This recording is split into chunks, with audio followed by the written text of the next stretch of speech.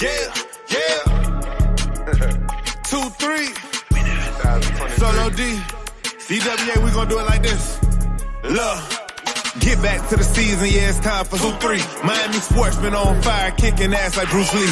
Tua hit the weight room and got his tribe on his sleeve. Got some goals on his list that he gotta achieve. Matt D with the schemes, he supplying the dream. Ronald Vick for defense, we bout to hunt for the ring. Buffet boys hit squad, we ain't thinking about Rodgers. Only Hall of Famer we acknowledge this year's Thomas. What an unreal play by Zach Thomas. Legendary at the crib, what we do is historic. Ain't won a ring in 50 years, but not one season been born. We been steady building up, they been sleeping and snoring. We been repping for that aqua, plus that green and the orange. 305 South Florida, we the reason it's storming. Since we picked up Tyreek, why should our speed been important? Waddle pass, they gon' dance like a penguin when scoring. Running backs, run it back, O-line don't want no sack. They reload in beast mode to protect the quarterback. CBS recorded that, in the world syndicated. Put the league on notice, now they all intimidated. Took some L's from injuries, but now them boys rejuvenated. When they lining up against you, running through you, you gon' hate it. All the fans gon' debate it. Compare and contrast, the same conversation on a different podcast. I'm a Dolphin for life. I'm a Dolphin for life. I'm a Dolphin for life. I'm a Dolphin for life. I'm a Dolphin for life. Who that? So low, so low, so low, deep. So low, so low, so low, deep. DWA, that's Dolphins with attitude. MSM, that's Miami Sports Music. Make sure you subscribe. Yeah, yeah, yeah.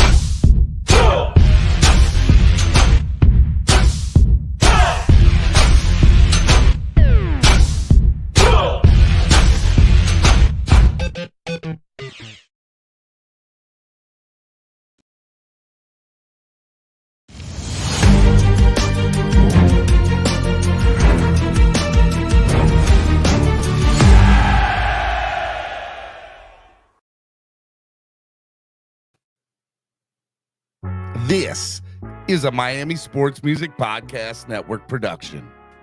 This is the #1 Miami fan morning show. Clock Blockers, let's go.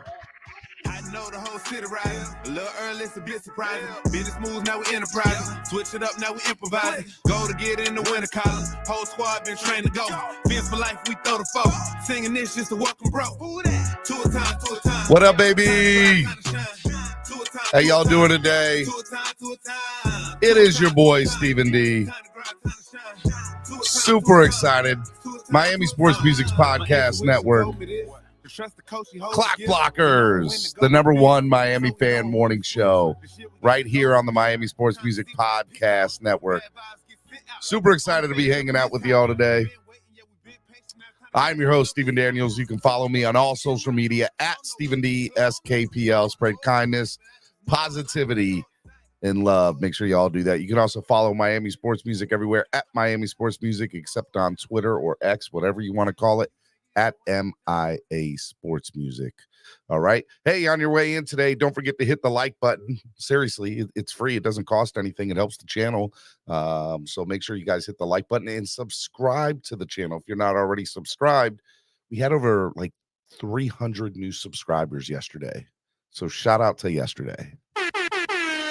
Yesterday was a crazy day. We'll get into that here in a second. Subscribe to the channel. When you do subscribe, hit the bell notification. That way you get notified anytime anytime we go live, anytime Solo D drops some new music, whatever happens, you get notified. So make sure you hit the bell notification when you do subscribe to the channel.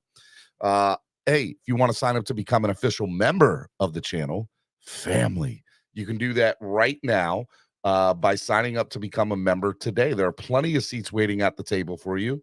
And I would love to get 2 new members to the channel today. So if you're interested, we have a lot of members currently in the chat.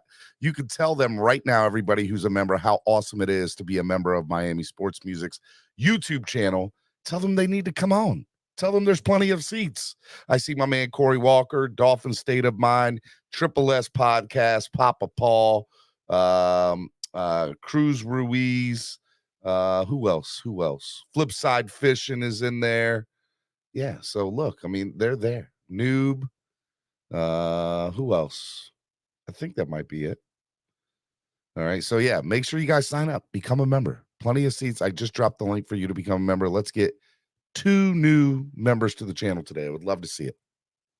All right. Hey, look, if you want to help the channel grow by donating, there's lots of different ways you can do that. You can use the YouTube Live Super Chat, which is the $ below the bottom of the chat. You can hit that.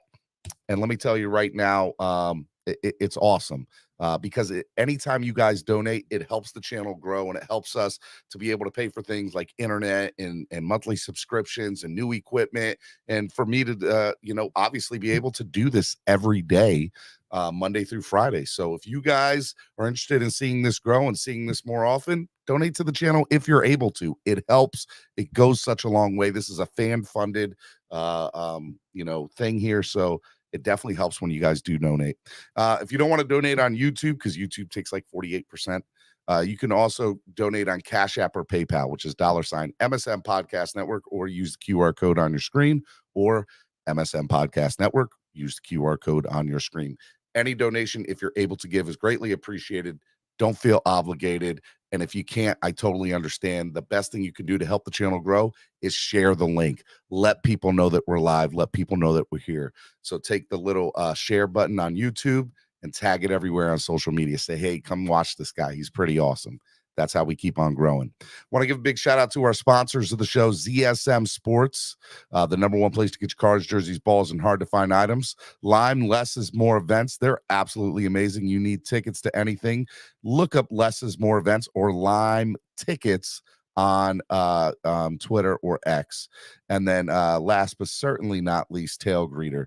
They're absolutely amazing. Download the free app today on your current Apple or Crapple or whatever it's called Android device. Just make sure you do it today. All right, it's Wildin' Out Wednesday. All right, we're gonna have an abbreviated Wildin' Out Wednesday. I got to get out of here at noon on the dot because I'm going to a baseball game today. I'm probably going to my last Camden Yards game. Somebody had free tickets in club level. I hopped on it. It's a 1:00 game. I think I'm going to take my daughter out of school, and I think it'll be the last game I ever go see the Orioles at Camden Yards. So at least while I'm living here in this area. So I'm a little sad, little excited. We'll see, but we're going to get out of here at noon. But that means we got to jump right into things. It's Wildin' Out Wednesday. For those of you who have never been here for Wildin' Out Wednesday, it's a little crazy and things get a little crazy. So let me tell you how it works. Wildin' Out Wednesday is different from every other show every day of the week. Why is that? Because this is a show where one day a week, all the fans come on, they cloud the panel, they jump on the panel. There can be 10 people at one time. There can be utter chaos. Okay, it gets a little crazy. Now, there are rules for Wildin' Out Wednesday. Number 1, swear jars in full effect. We want to try to make this safe for work, but there's a couple different ways to get around that. Number 1, if you do cuss, it's $1 a swear word. If you drop the F-bomb, it's $2, all right?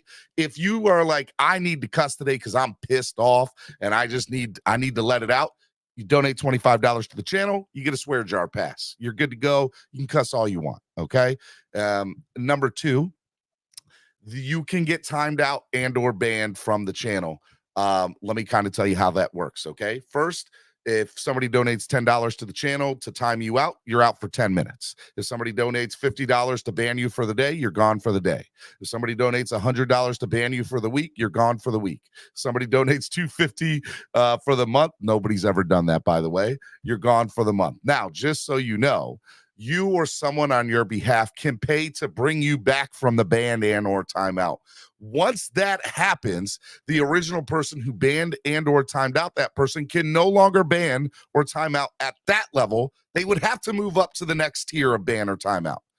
But someone else can ban or time them out on any level. So if Joe Schmo times you out for 10 minutes, and somebody brings you back for 20, or you bring yourself back for 20, they have to go up to 50. But then, Corey C could then also time you out at 10 minutes. It's just that person X wouldn't be able to time you out at that initial. Now, remember, this is for fun. It supports the channel. It's a fun way to raise money for the channel. Enjoy. It supports the channel. Don't take it personally, okay? So it's all in good fun. It's all in good jest. Now, one other thing. If you are a Jets, Bills, or Patriots fan, and you're on the panel, we can vote you off. You don't even need to pay to get off. The panel a majority vote on the panel can get you off, okay? Because, look, sometimes we just don't want to hear from you guys. We love you, but we might not always want to hear from you. So we love to hate you. We love to get on you. We love to say how your team sucks. Okay, that's what we're talking about. All right. So those are the rules for Wildin' Out Wednesday. So without further ado, let me drop the link in the chat and let's get this party started. Bam, right here. Let me throw it on and pin it to the top of the chat. By the way, as we're going throughout the morning, when there's news to break, because I'm sure there's going to be some roster news that'll break throughout today, and we'll have to see what happens. So it'll be interesting to see. All right, let me bring on the first person. My man, I like it. Another beautiful day. What's going on, baby? How you doing, brother? Tell me what time today? What's today? It is another beautiful day in Zamunda. Yes, it is. Super excited to see you, Shake Money. How you doing, man? How you I'm feeling doing after well. yesterday? I'm feeling good. You feeling good? Yeah. The only thing is, I wish we had better O-line, but you know what I'm saying. Other than that, you know what I'm saying. I feel like we got 40-inch rims on a Yugo, but other than that, Yugo, bro, what? Yeah, that's what we have. I love we got it. 40-inch rims on a Yugo. EM Baller, good morning, man. What's up, man? on? How you doing? I'm doing good. Good morning, y'all. How are y'all doing? Hey, man, it's another beautiful day in Zamunda, as Shake Money says. So life is good. Shake Money. You got the lights all turned out. You got the mood set. The light beside your face. I like it, man. It's like, look here, it's Shake Money on 94.9. Like, you just need to get that deep voice, and you have you have everything set. You're good to go. DeVore, like Great One DeVore. Like Great One DeVore. Yes. Lakers all day. Good morning, man. What's going on? How you doing? What's up? How y'all doing, man? Hey, man, it's Wildin' Out Wednesday, baby. It's Wildin' Out Wednesday. Best day of the week for some people. And low key, you know what I'm saying? Say what? It's almost there. College football season 2. Hey, college football starts tomorrow. Like, it already started last weekend, and I watched that Notre Dame Navy game. That was a straight blowout by Notre Dame. But man, I am excited because college football's here tomorrow. You're right. You are correct about that. Todd, good morning. What's up, Todd? Getting ready to head out into the storm. I know, man. Hey, shout out to everybody who's in the hurricane right now. I know there's, it sucks. So hopefully you guys are safe. You're hunkered down and you're good to go. Mm-hmm. And if what Kyle Krabs has said is right, I'm glad we didn't make the trade. Well, what did Kyle say? What did my boy Kyle say? Supposedly they wanted Waddle and a mid-round pick for Jonathan Taylor. I heard that too. So I mean, look, that's insane. They were never going to get that ever. Let me bring on my man Lewis. That's Cap. What's up, Lewis? What's going on, baby? You're on mute, man. Take yourself off mute. What's up? I don't know why. Salute to everybody, but I don't know why Shake Money's up here saying it's a beautiful day in Zamunda. I'm ready to kill people today. Whoa. You out here, you got. Hey, listen, we see different. We see things different. Hey, at least it's not Friday. At least it's not Friday. You're not wrong. Shake, you still my man, Shake. Let me bring in my man here. Papa Paul. What's up, Papa Paul? How are you? Hanging in there, just surviving the storm over here. Hey, man, I hope you're good. I hope you're safe. I hope you're hunkered down. Yeah, we're doing good. Just your internet's still on, so it must be okay. Oh yeah. That's we've never lost power, but I got friends of mine just north in Crystal River that's been out of power for hours now, and There's flooding going on up there. Tell them to get on their phone and watch Clock Blockers, and they'll be all right. They'll get through the storm just fine. He's a Buffalo Bills fan. Well, so. that's all the more reason for him to watch the #1 Miami fan morning show, man. Exactly, yes. Let me bring in Batman. Good morning, Batman. What's up, buddy? Hey, Batman, we still have a tour, right? Morning. Good morning. Good morning. What a beautiful day, man. Praise up to everybody. Oh, yeah. You know, obviously on the west coast of Florida. It's a beautiful day, man. Noah yeah. not part of this team, and Gaskins not being a part of this team, man. Listen, man, we gotta be thankful, man. We gotta be thankful as Miami Dolphins fans. Hey, are you delivering mail in a hurricane? Of course, you know it. What's the Dolphins have? And you know the best part, hurricane, bro. I gotta look, man. That's the best part is we did not extend. We didn't extend that Power Ranger wannabe, Wilkins. This is his last year, so that's gonna be the best part. That's the best part. That's the best part. Oh man, we did not extend that wannabe Power Ranger. You're gonna get it. No, I'm not gonna watch nothing. You're gonna make me watch my mouth. We got kids listening. Make me watch my mouth. We got kids listening. Make me watch my mouth. Time me out. Shake want to smoke today, boy. He about that life. I love it. Time me out. Hey, condolences to Green Rat, man. I know they traded Noah, so I know he was the president of the Noah Foundation. So condolences to Green Rat. Well, hey, boy, let me tell you, I partied. But Green Rat was also the founder of We Have a Tour, so he has tour. Nah. Yeah, Green Rat was also the guy who coined the phrase "We have a tour." So Green Rat still. Hey, let me tell y'all something. I never partied so hard in my life when I found out Noah was gone. And the best part is he found a sucker to take him off our hands. Jerry Jones. We would have gave him away for a bag of balls, but you're going to give us a player back for Noah? Okay, I mean that's cool. Hey, Stephen D. Price said that was the best trade of the day in the NFL. What? Yo, bro. So here's what I said.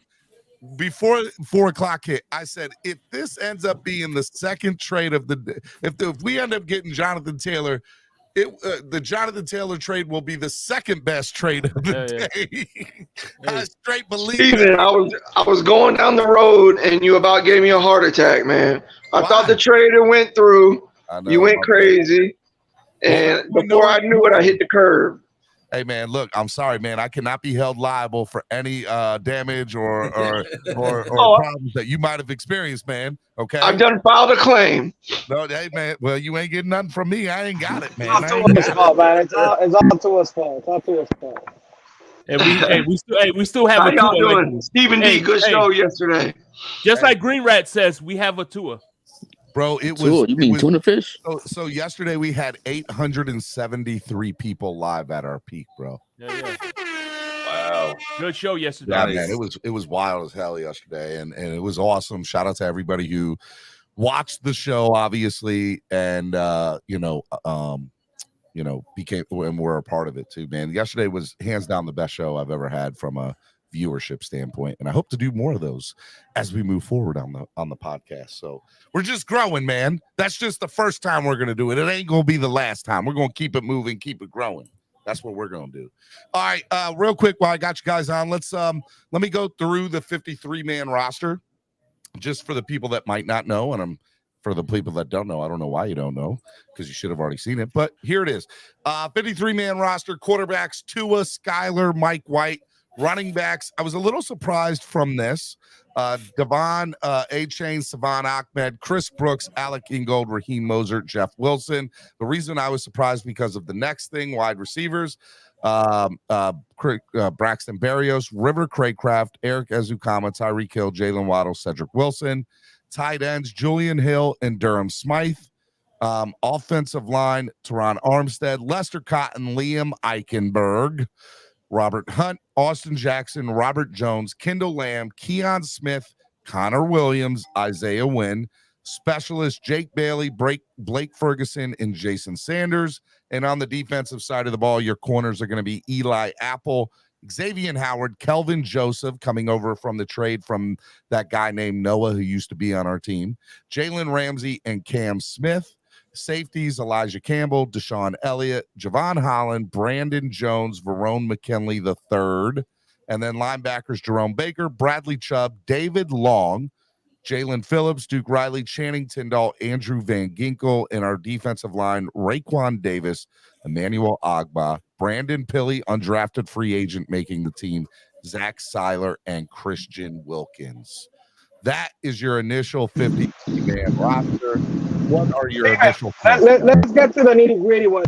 The topic of Twitter today is going to be, and that's Chosen versus Craig Kraft. That is the topic that got the fan base heated right now. Let's get to that. Look, River Craycraft deserved to be on this team. Yeah, I'm not saying he isn't, because Craycraft is one of my favorite receivers. I'm saying the fan base right now is pretty pissed off about that. Well, two things. Number one, if you watched my show, I had two predictions. I said Robbie Chosen would make the team, and I definitely said, there is no way on God's green earth that River Craycraft is not making this team.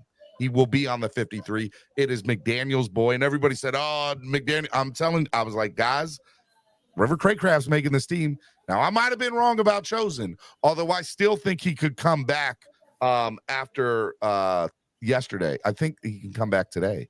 Yeah, because he was cut. So there's no waiver wire that he could clear. He's a veteran. No, he didn't even have to go through waivers. So he's a straight free agent. And I think he's allowed to come back today. Yeah. So, look, I still think Chosen is going to come back, but neither here or there. River Craycraft deserves to be on this team. He's an asset to this team.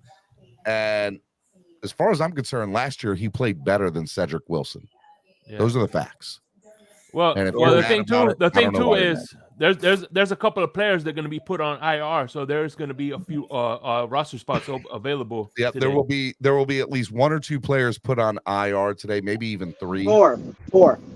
Well, if there's four, hey, look, maybe four, right? So, and when that happens, the reason that they made the 53 and put on IR today is so that they are allowed to come back to the squad at some time, or to the roster at some point during the year, just so everybody does know.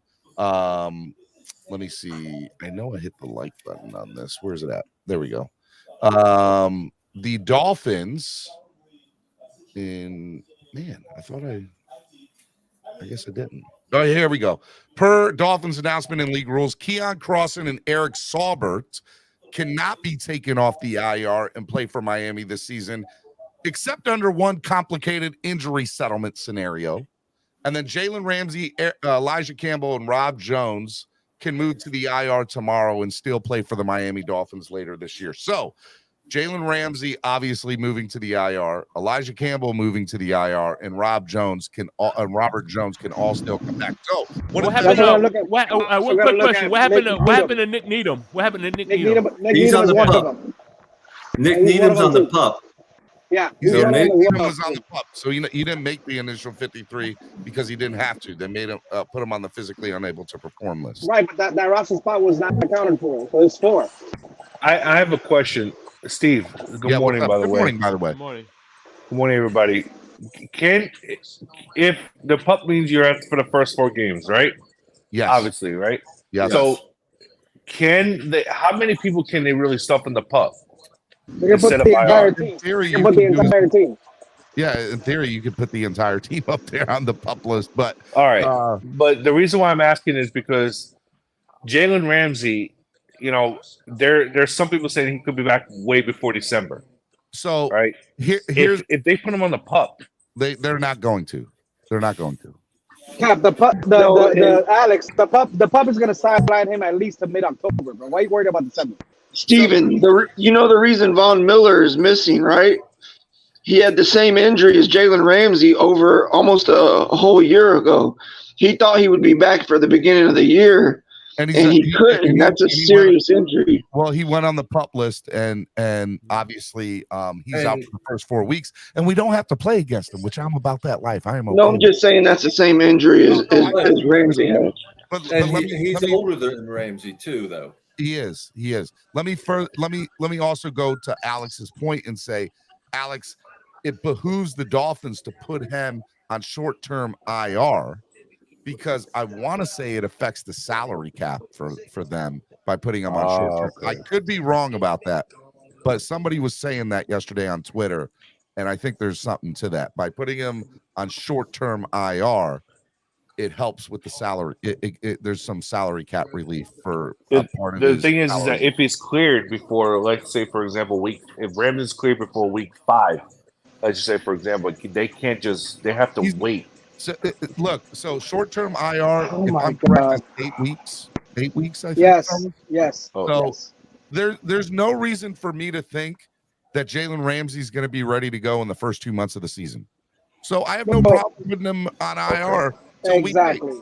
Even if the man, I was just asking, Batman. I didn't mean to make you mad. I was just only asking, Batman. Even if he's ready by week 5, Alex, are you willing to play him? No, man. Let him take his time, bro. That's mid-October, bro. So Alex, and I'll go on to say I was only asking. I'm sorry, guys. I didn't mean to bring this up. No. So don't be sorry. It's Wilding Out Wednesday, baby. Yeah. So if the Dolphins, let's say he was good, like he you know what, he gets the doctors clear by week 5. You get the all clear by the doctors in week 5. Yeah, it still behooves them to bring him back slowly over the next 3 weeks and not put him on the field and let him, do practice and some drills and have him have his own quote unquote training camp or mini camp so that he can just be in a better situation. That makes sense. Well, we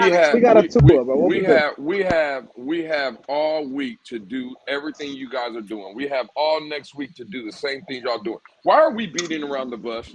Let's talk about gaskets, Lewis. This is Wilding Out Wednesday, and y'all want to sit here and talk about how our general manager didn't fail us again. Let's talk about real. Thank you, Lewis. Lewis, I'm going to push back a little bit on this narrative. No, don't push back. Listen, how can we give up a first-round pick for Bradley Chubb and pay him, and everybody says, oh, we can't give a first-round pick up for one of the best running backs in the game? But I'll let you. I'll let you take that over, Lewis. You know what? Thank you. I want to hold on. I want to push. Lewis, I want to push back a little bit on that. Lewis, let me ask you a question. Shake Money was good. Hold on. Let me respond to Lewis. Hey, quiet Lewis down. Quiet Lewis. One at a time. Quiet Lewis down. Can I get my point off first? Lewis, they wanted Waddle, Lewis. I don't care about none of that. They didn't want Waddle. Shut the hell up. They wanted Waddle. They wanted Waddle. Shut the hell up. There are multiple reports saying that they wanted Waddle in that trade. You want to say again, Alex? That's the dumbest shit I heard. They wanted a first-round pick. I will this stream right here. I will scream all goddamn day. Y'all ain't gonna talk over me. Hey man, somebody time Lewis out. Alex is the first person that says, "Let me push back on the narrative," and I haven't even got my narrative out. So sit there and shut the hell up, too. All right. Don't nobody want to hear it. The fact of the matter is we had a 24-year-old on the hook, and I used the analogy yesterday, and I won't say the analogy here because we can't say it. But let's just say for the sake of argument, right? You go to the bar and you see a woman. You flirt with this woman for about 5 or 6 times. I can't be flirting with no woman. We don't do that over here. Hey, Lewis, I'm not flirting. We don't do that. I'm not flirting with a woman that wants water. Hey, I have a better analogy. You go when you go to catch the fish. And look for unicorns. Y'all let the man say his piece. I forgot. Lewis, I'm not flirting with a woman that wants water, bro. I'm not doing it. Here's the thing. Am I upset that Chris Kerr didn't get Jonathan Taylor? You bet your rear end. I'm upset that he didn't get it. But here's the fact of the matter. The fact of the matter is this. There are multiple reports. You don't let no one finish. Hold on, Lewis. Tell me to hold on. I didn't even get my point across. How you gonna tell me to hold on? Please. What? Please, can I finish? I forgot you have access, CD80. You still got access to this. Cook 'em, Alex. Cook 'em, Alex. This is great. Let Lewis finish. Go ahead, Lewis. This is great. Cook 'em, Alex. Cook 'em. Hey. Alex, Lewis, it's fair. Lewis did make up a point, and I want to hear Lewis' point. All right, ahead, Lewis, what's your point? Can you land your point today, my guy? Can you land it? Yeah, if everybody would sit here and shut. All right, let's go. Let's let Lewis have it, guys, for this next couple minutes, and let's let him land this shit. I don't need a couple of minutes. That's for everybody else. I land my plane quick. The fact okay, go ahead. Land that plane, buddy. Land that plane, buddy. The fact of the land your plane very quickly. Never mind. I landed. The fact of the matter is, supposedly reports are we all offered an equivalent of what we did for Jalen Ramsey, a 3rd-round pick. That's what the rumor is. So you mean to tell me you couldn't even offer this man a 2nd-round pick? You couldn't even give Indianapolis a 2nd-round pick? All right, is that what we're talking about? And didn't the head coach say he wants to be more balanced? Didn't the head coach tell all of you fools that he wants to run the ball more? Are we running the ball what with Chris Brooks? We got a Brooks. RB1. We got a Brooks. We got a Brooks, baby. Let's go, Mr. Negative. It's good to see you, Mr. Negative. I've never seen you before in my life. It's really good to see you. And here's the thing: if they ask for Jalen Waddle in this trade, because there are multiple reports saying that they know they're not getting Jalen Waddle. They wanted a 1st-round pick. That's because Jim Irsay wasn't serious about a trade, guys. He was. If he got a 1st-round pick, Jonathan Taylor would be a Miami Dolphin. The Colts Who was that said that? The Colts were not going to trade Jonathan Taylor no matter what. They threw it out there. They gave Jonathan Taylor the option to look for a trade, but they had no intention of throwing him. Exactly. Bro, Lewis, so you're telling me if we didn't offer him a 1st-round pick, he would have not be over here already getting ready to practice right now? I don't think so. All in the playbook. I don't think so. How are you gonna take a 4-year guy with a 5th? I guess he doesn't have a 5th-year option. He was a 2nd-round pick. But how are you gonna take a 4-year running back that's an All-Pro and sit there and decide you're not going to pay that man as an All-Pro, and then at the same time demand trade compensation that like he's the All-Pro that he is? You can't have it both ways. You either pay the man or you trade him to get him off your roster while you're doing a rebuild. You don't obviously not, because they didn't trade him. Compensation. You can't offer a 3rd-round pick for him. Lewis, let me ask you this. Let's say hypothetically that 3rd-round pick was what they offered, right? We offered a 3rd and a player. That's the rumor on the streets. But the Waddle shit is true too. So what if he says when we offered that 3rd-round pick? Ain't through. Stop. Yes, it is. Why? But why the multiple reports on the Colts broadcast saying that they did? Can I ask Lewis a question? Hey, would you do the trade with Waddle for Jonathan Taylor? They wanted Waddle. Nobody would do that trade, bro. Can I ask Lewis a question? Hey, Lewis, would you do the trade with Waddle? Absolutely not. Okay. All right. Thank God. Waddle. Hey, I don't believe. I think that for life. I'm just going to put you in the back real quick, man. I got to bring this person on. I'll bring you back, man. Give me 1 second. That's an excuse that the Dolphin fans want to use. That they offered Waddle. That's an excuse. Lewis, but that's not just from the Dolphins media. That's from the Colts media too. And again, Von Joe in a tank top, always. It's a lie. It's a lie. I don't care. Always in a tank top. Alex, we understand with you. This GM, this regime can do nothing wrong. I see nothing wrong. Von Joe, did you not hear what I said? I ain't pissed off at Chris Griffin for not pulling the trigger on the Jonathan Taylor thing. But I'm not going to sit here and be all pissed off. Hold on, you guys are the most just because he didn't make the doggone trade. You know what? At this point, when it comes to this fan base, no, I'm tired of this because everybody wants to come at me. Need to be called the Dolphins. No, we're tired. Everybody wants to come at me and call me a bad take Alex, right? We're tired of you, Alex. No, everybody wants to come at me and call me bad take Alex and tell me to shut up. I'm not going to shut up. We need to be called guppies or snappers. Get him, Alex. I'm not going to shut up because or catfish. And that's fun. Because when we get out of water, we just flip flop all over the place. Listen to me and get my point across.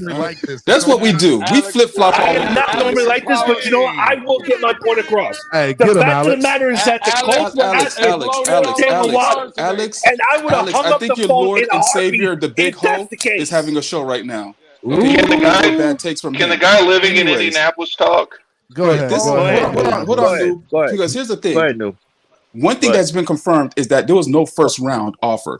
The Colts never received a 1st round offer. I agree with that. From anybody, not just from us, from anybody. Exactly, from anybody. So don't sit there and say, hey, well, if we would have offered the 1st round, they wouldn't take it. They weren't serious. Clearly, we wasn't serious either. I don't think they would have. I think they were never intending to trade. Of course, you don't think so. They were never. I don't think they were ever. Hey, that's. I don't think they were serious about it. That's real talk. I don't think they ever wanted to trade. You don't think they were serious. You know how you find out if they're serious or not? You give them what they want. You offer that 1st round and say, okay, shake something. Noob, let Noob talk. Go ahead, Noob. Okay. Alex, there aren't multiple reports. There's one report from Stephen Holder that everybody's running with. Oh man, y'all getting Alex up out of there? Alex, it was reported this morning on 1070. On 1070. Bye, bad take, Alex. Okay, we're just gonna talk over everybody or what? No, sorry. Cold-blooded, Triple S. Cold-blooded. Go ahead. My bad, noob.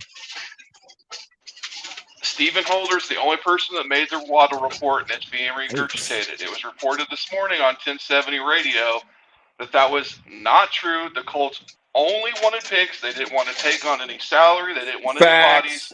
They wanted picks so they could move up and down the draft because they want Marvin Harrison Jr.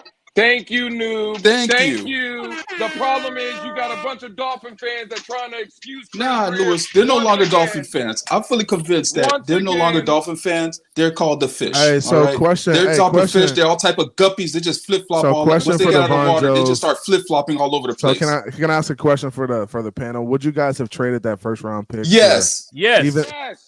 Okay, so everybody's on. I would have a second with it. So let me ask you a question. Do you think it was? Let me ask you a question. Do you think it was? Let me ask you a question to that. Hold on. Right. Let me ask you a question to that. Are you going to find a Jonathan Taylor next year in the first round? No, you're not. No. You're not. Thank you. What we doing? Just like we couldn't find a Tyreek Hill. Next year after that. No. Hold on. Just like we couldn't find a Tyreek Hill. I'm about to say, let me ask Von Joe, how many running backs in the last 10 years have been drafted in the first round, though? Not many. In the last 10 years? Yeah. Not many. There's been a couple. There's been a couple. There's been a few. Steven, I'd say there's on average. But Steven, every year. But Steven, bring Alex back. Bring Alex back. No, Steven. he needs to do Steven, real quick. Did we find Tyreek Hill in the first round? Alex can stay there. Actually, he needs to $28 because he. That's Canadian. That's Canadian, Steven, bro. did we find Tyreek Hill in the first round? We did find Tyreek Hill. Listen to this dude. We traded for him. But that was a first round pick that we traded for him. So we got Tyreek Hill in the first round. Let me ask you In this. theory, yes, I guess. Okay. Did we get Bradley Chubb in the first round? I mean, we traded a first round pick for him. Right. So we got Bradley Chubb in the first round. So why wouldn't you go get a world talent like Jonathan Taylor in the first round? Because we're mediocre. Not to mention the fact Hey, that that's to bring Alex back. Hey, we bringing Alex back. Let's go. We cooking. Alex back. If you've got a Jonathan Taylor on this team, you're pretty much guaranteed a late 20s pick at worst. That's basically a second round pick anyway. Exactly. So we're not all for that up. Paul, I'm gonna put you in the back for 1 second. Y'all not gonna sit Let me here ask and the feed panel me. a So question. this is hold on, real quick. This is literally what's happening. This is literally what's happened in the past 2 months, Steven. We sat there. We sat there and said, "Hey, Dalvin Cook, Jacobs, Jonathan Taylor. Oh, we couldn't get none of those premier. Okay, you know what? Let's go for the ugly girl in the corner. Oh, Brooks time. Hey, it's Brooks time. That's literally what we're doing. Brooks about to take off. Stop, bro. Let's go ahead and go date the dirty girl. Let's go get the ugly girl in the corner that nobody tried to dance with all Brooks night. RB1, strong guy. But since we got turned down by the other 3 girls, ends up being the beautiful one later on in life. I know. She the one. Okay. Hey, she the one you really. She the one you hear. You see at the. Nah, that's the one you convince yourself. Like, yo, she bad now. That's the one that you convince yourself. She's the one that's gonna be beautiful with Hennessy. And you sat there and said, "Well, life ain't that bad." Hey, Lil Hen Dog, cure it all, bro. Hey, everybody look the same with the lights out. That's the one. That's the girl that you sat there and said, "Well, it wasn't that bad," and you convinced yourself eventually. Everybody look the same with the lights out. We know Lewis. We know Lewis. Hold up, real quick. Hey, Von Joe, Chris Brooks is that 3 that you take home after the 10s all told you no. That's what you feel me? That's exactly. Man, another 3 though. A 3? Y'all couldn't even give my man a 5. And at the end of the day, they'd be like, "Hey, it's Lewis." They'd be like, "Well, I still hit though. Hey, Von Joe, you know you done took a couple big ones home. Stop playing. Not once. These muscles ain't made for this, bro. Nope. Hey, I know you be lifted up 3 techniques in that joint. Nope. These muscles could lift them up, but nope, ain't for that. I ain't putting that wear and tear on my back. 2 things. Number 1, Dolphins receipts just followed me on Twitter. I must be official now. Okay, if Dolphins receipts followed me on Twitter. Who is Dolphins? He's the one who he's the dude. He's the one that disappeared. He's the one that disappeared after Tua got hurt. Alex, where you at, man? Alex, where you at? I'm right here. Come on, Alex. Hey, keep cooking these fools, man. I'm just listening to all the freaking negativity that I'm getting sick and tired of. Hey, tell him, Alex. Okay, Cook him, Alex. Go ahead. Cook him, Alex. Go ahead, Alex. Turn up.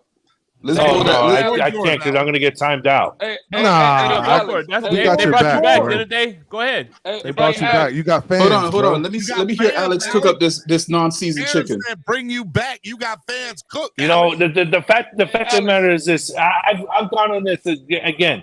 I am upset that he didn't trade the first round pick for Jonathan Taylor. I'm with you guys 100%. But don't sit here and act like that this running back core can't get the job done. The running back core that's been hurt, that's already been getting banged up. When there have been numerous games last season that show that they can. First of all, Alex, just to piggyback off what Alex said, Lewis, you should be agreeing with him because you've said that too. I agree. Yeah, be over Dalvin Cook. Yeah, you said it. You said it multiple times. Hold on. Yeah. You said we have a head coach. Hold on. Can I finish? Hey, he was screaming. Hey, Lewis was screaming this from the mountaintop. Over Dalvin Cook. Okay, so what are you talking about? Hold on. So why you hear yourselves? Do y'all hear yourselves?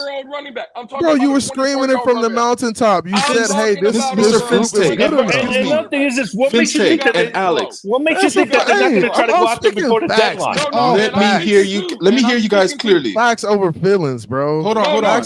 Here's a fact. Here's a fact for you guys. The facts over feelings. It's preseason, and they're already our backfield is already banged up. Let's not cry about the running back now. We didn't get because the ones that are already banged up. CB, y'all were saying Dalvin Cook. Yeah, hold on. The ones that are already banged up. Dalvin Cook cannot stand in Jonathan Taylor's shoes, bro. I don't even know. Dalvin Cook is a good running back. He's better than anything we got on our roster. Steven. That just shows you how bad our roster is. Steven, the roster's not bad. What is with everybody say the roster's bad? Alexander, take it easy over that crap. Who said the roster's bad? Alex, can I ask you a question? What is with this narrative that everybody wants to run with it that a roster is horrible? Kill him, Alex. Let me ask you a question. Is your running back room already finish them, Alex. Finish them, Alex. Who gives a damn about the running back room? They're going to be fine come week 1. You're the one that just said. It's true, Alex. Hold on. Alex, 3 games. I'm just a cookie real quick. Mr. McDaniel loves to run the football. And you expect them to survive 17 regular season games? What kind of coke are you guys doing? Hey, Alex, let's go. Hey, I'm cranking Alex all day today. Let's go, boy. Yeah, no, you are cranking him. You pumping him with all type of crank right now. I don't know what kind of shut up, Louis. Shut up. Yes, acid. But again, this is a running back group that didn't survive 3 preseason games. 3. Kyle Shanahan's run offense in his first year was 30th in the league. I'm taking me and Alex versus Vonjo and Lewis all day. Me and Alex versus Vonjo and Lewis all damn Steven, and I'm on your ass versus Vonjo and Lewis. Hey, that's the tag team champs. Let's go, Alex. Again. Steven, 3 preseason games. They didn't survive. Still up there with the 3. He's still up there with 3. What are you talking about, bro? 3. If you open your ears, you can hear. Bro, stop stuttering, again, bro. They did not survive 3 preseason games. But Steven, this is the same running back core I'm supposed to Kyle Shanahan's and say, hey, was they're going to do it for 17 games. Hey, let Alex rock. The second year. Vonjo, be quiet. Regular season games, 17 regular season games. They're going to survive. Alex. Let's go, Alex. And they're going to survive. Mustard is not injured. Yo, Alex, sit there and take the sugar out of your nose. Stop. Take it out. Damn, what you say just relax for a while. What? All right, fine. Our team is going to go 2-17. There you go. Our team is going to go 2-14, and then they're going to be last place according to everybody. 3-13. Y'all some haters, bro. They some haters, bro. That booger sugar's real. That booger sugar's real. I don't know what tag team champs. Listen, Chris Greer is Alex's supplier. Hey, Vonjo, be quiet, Vonjo. Damn. I don't know what's with y'all. All right, hold on. Let Papa Paul go. Papa Paul. Go, Papa Paul. Go rock, Papa Paul. Look, Vonjo, you need to take the cork out of your butt Okay, see now. So Papa Paul, let's go ahead and let's have the conversation. Because here we go. See, every time I turn down, Papa Paul want to sit here and Papa Paul want to project his fetishes onto me. Got one, coach. Got one, coach. I'm just saying, Papa Paul, please do not project your fetishes onto me. Okay? If you're into pegging, that is on you, sir. Get him, Papa Paul. If you want to get into pegging, that is on you. Okay. Ooh, okay. Whatever pegging you're into in your personal bedroom. Hey, go ahead, Papa Paul. Rock out, Papa Paul. All right. We're all inclusive, ladies and gentlemen. We're all inclusive, but again, Stephen could again. Bonjo, take that damn cork out your pegging. butt. Take the cork out your butt, man. See, look at now you got CB83 excited. Look at CB83. He's excited about that. This is funny. I tell you, y'all doing some freaky freaks. Gotcha. I've been doing Y'all some freaks. Hold up. I've been doing Wild Out Wednesday for 3 years. Get off that cork, man. Y'all some freaky freaks. The best comeback Papa was. Get off that cork. Comeback I've ever heard on Bonjo. I've never heard. I'm just saying, I have never heard somebody rebut with straight corks. My man Shake got corks. Hey, Shake, I know I'm into we into wine, but boy, I have never used wine corks in that way. Got corks, bro. Oh man, Papa Paul, I have never in my life used corks in that boy way. going out bad. That's ridiculous. That is absolutely ridiculous. It is. I have never used corks in that way, Papa Paul. I'm shocked and appalled at what you got going on at your house. Get him, Papa Paul. Papa Paul, get him, man. What you got going on at Papa Paul's house? Bro? I know never to drink wine over there. Let Papa Paul talk. Nah, He got you that, once. Stephen. I'll never drink wine at Papa Paul's house. Okay? I know that for sure. I only drink Captain. Okay, Captain and Coke. Okay. I'm still not drinking any. I'm still not drinking. That Brooks was going to make the team. I said, keep an eye on him. Oh, I said he was making the team. Bye, CB83. Bye. Gotta go. No. Deuces. 20 minutes. You in the back for 20 minutes, CB. Get that trash out of here. Papa Paul, what you were saying now, please? I said during training camp to keep an eye on Brooks. He was going to make the team. And everybody's like, no, he'll get on the training camp and he'll be on the training team and all. And then someone's going to pick him up on waivers or something. I said, no, he'll make the team because he's a different style running back compared to Ahmed and A-Chain and everything. He's 6'2", 225 pounds. He's a beast. He runs with grit. He bolts through. He's going to be our touchdown king in the red zone. Right. Lewis Reed Parents' super chat. So let me ask you a question, Papa Paul. Was Brooks here when we started flirting with Dalvin Cook? With Beater. Yes, he was. Hey. Okay. So was Brooks here? Hold on. Was Brooks here when we started trying to get Jonathan Taylor? Yes. Okay. Was Brooks here when we started flirting with Josh Jacobs? Yes, he was. So what are you talking about? All of a sudden have faith again, Papa Paul. Back to my original comments. We struck out with all those other pretty premier girls, bro. And you know what? Excuse me. We struck out. What you mean we didn't strike out? We didn't strike Get out. Him. We get him. Terrence with the 40, bringing them back, baby. What are you talking about, Papa Paul? You tried to get them and you missed. Let me finish and I'll explain. You're on mute. We can't hear you. We gave what we wanted to give for them, and that was it. We didn't strike out. Let's go, baby. Back from the dead. Back from the dead. Let's go, Terrence. Let's go. Can I bring up something with Chris Brooks, though? Just go ahead. Real quick, right? I'm not going to debate Papa Paul if we struck out or not, but this Chris Brooks narrative. Hold on real quick before y'all continue talking. I'm going to run up to the local Man, Home hurry Depot. up, Lewis. Don't end that I'm going to run to the local Home Depot, and I'm going to talk to the guy, right, that was missing all those tackles, because that's who he was running against. The guy was running against people that are making public sandwiches this morning. That's a fact. Not one time did he go against the first team. Hey, Not but one time. Hey, but you was crowning Skyler. You was crowning Skyler last year when playing preseason. You was crowning him when he was playing in preseason. Now you don't like Brooks playing in preseason. You was crowning Skyler though. Better than QB1. You was dead ass wrong. You right? You was wrong. Hey, get him. Get him. Get him. You're right. Where did that man Skyler? You simple-minded. You was crowning Skyler, but you can't give Brooks his due in preseason. Okay, so don't get on here lying, bro. Am I lying? If you don't let me talk, I can't lie. Go ahead. Go ahead. I'm telling you, you're absolutely right, CB83. So you were crowning Skyler in preseason. Steven, can I finish? Go ahead. Can I finish? I'll put him on mute. I'm saying CB83 is right. What I'm also telling CB83, with him being right and me being wrong, Skylar Thompson was trash. So don't tell me on Chris Brooks, he's going to be trash. It doesn't matter if I was wrong. The point is, Skylar Thompson did something, right, that you said I was wrong about. Well, then Chris Brooks, what has he done? You're telling me that this guy should be RB1. The man is the guy that's going to make my public sub this morning. He's going to make some waves. What wave? What?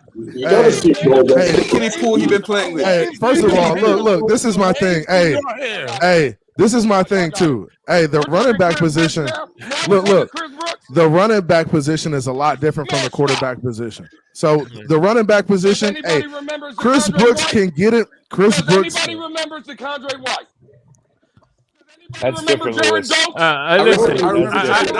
Listen. They weren't. Those are practice squad guys. Those were practice we squad didn't get guys. Jonathan Taylor, we do need Brooks, bro. That's a big fact. We need Brooks. Brooks brings something we don't have. He brings the physicality, man. Yelling doesn't make your point. Yelling doesn't make your point, Lewis. Hey, Zoe, sitting there and being a chat warrior don't make your point neither, clown. Hey, all I'm saying is, Chris Brooks will have an opportunity. That's my boy, Zoe. Chris Brooks will get an opportunity during the season, bro, to show that he can carry the football.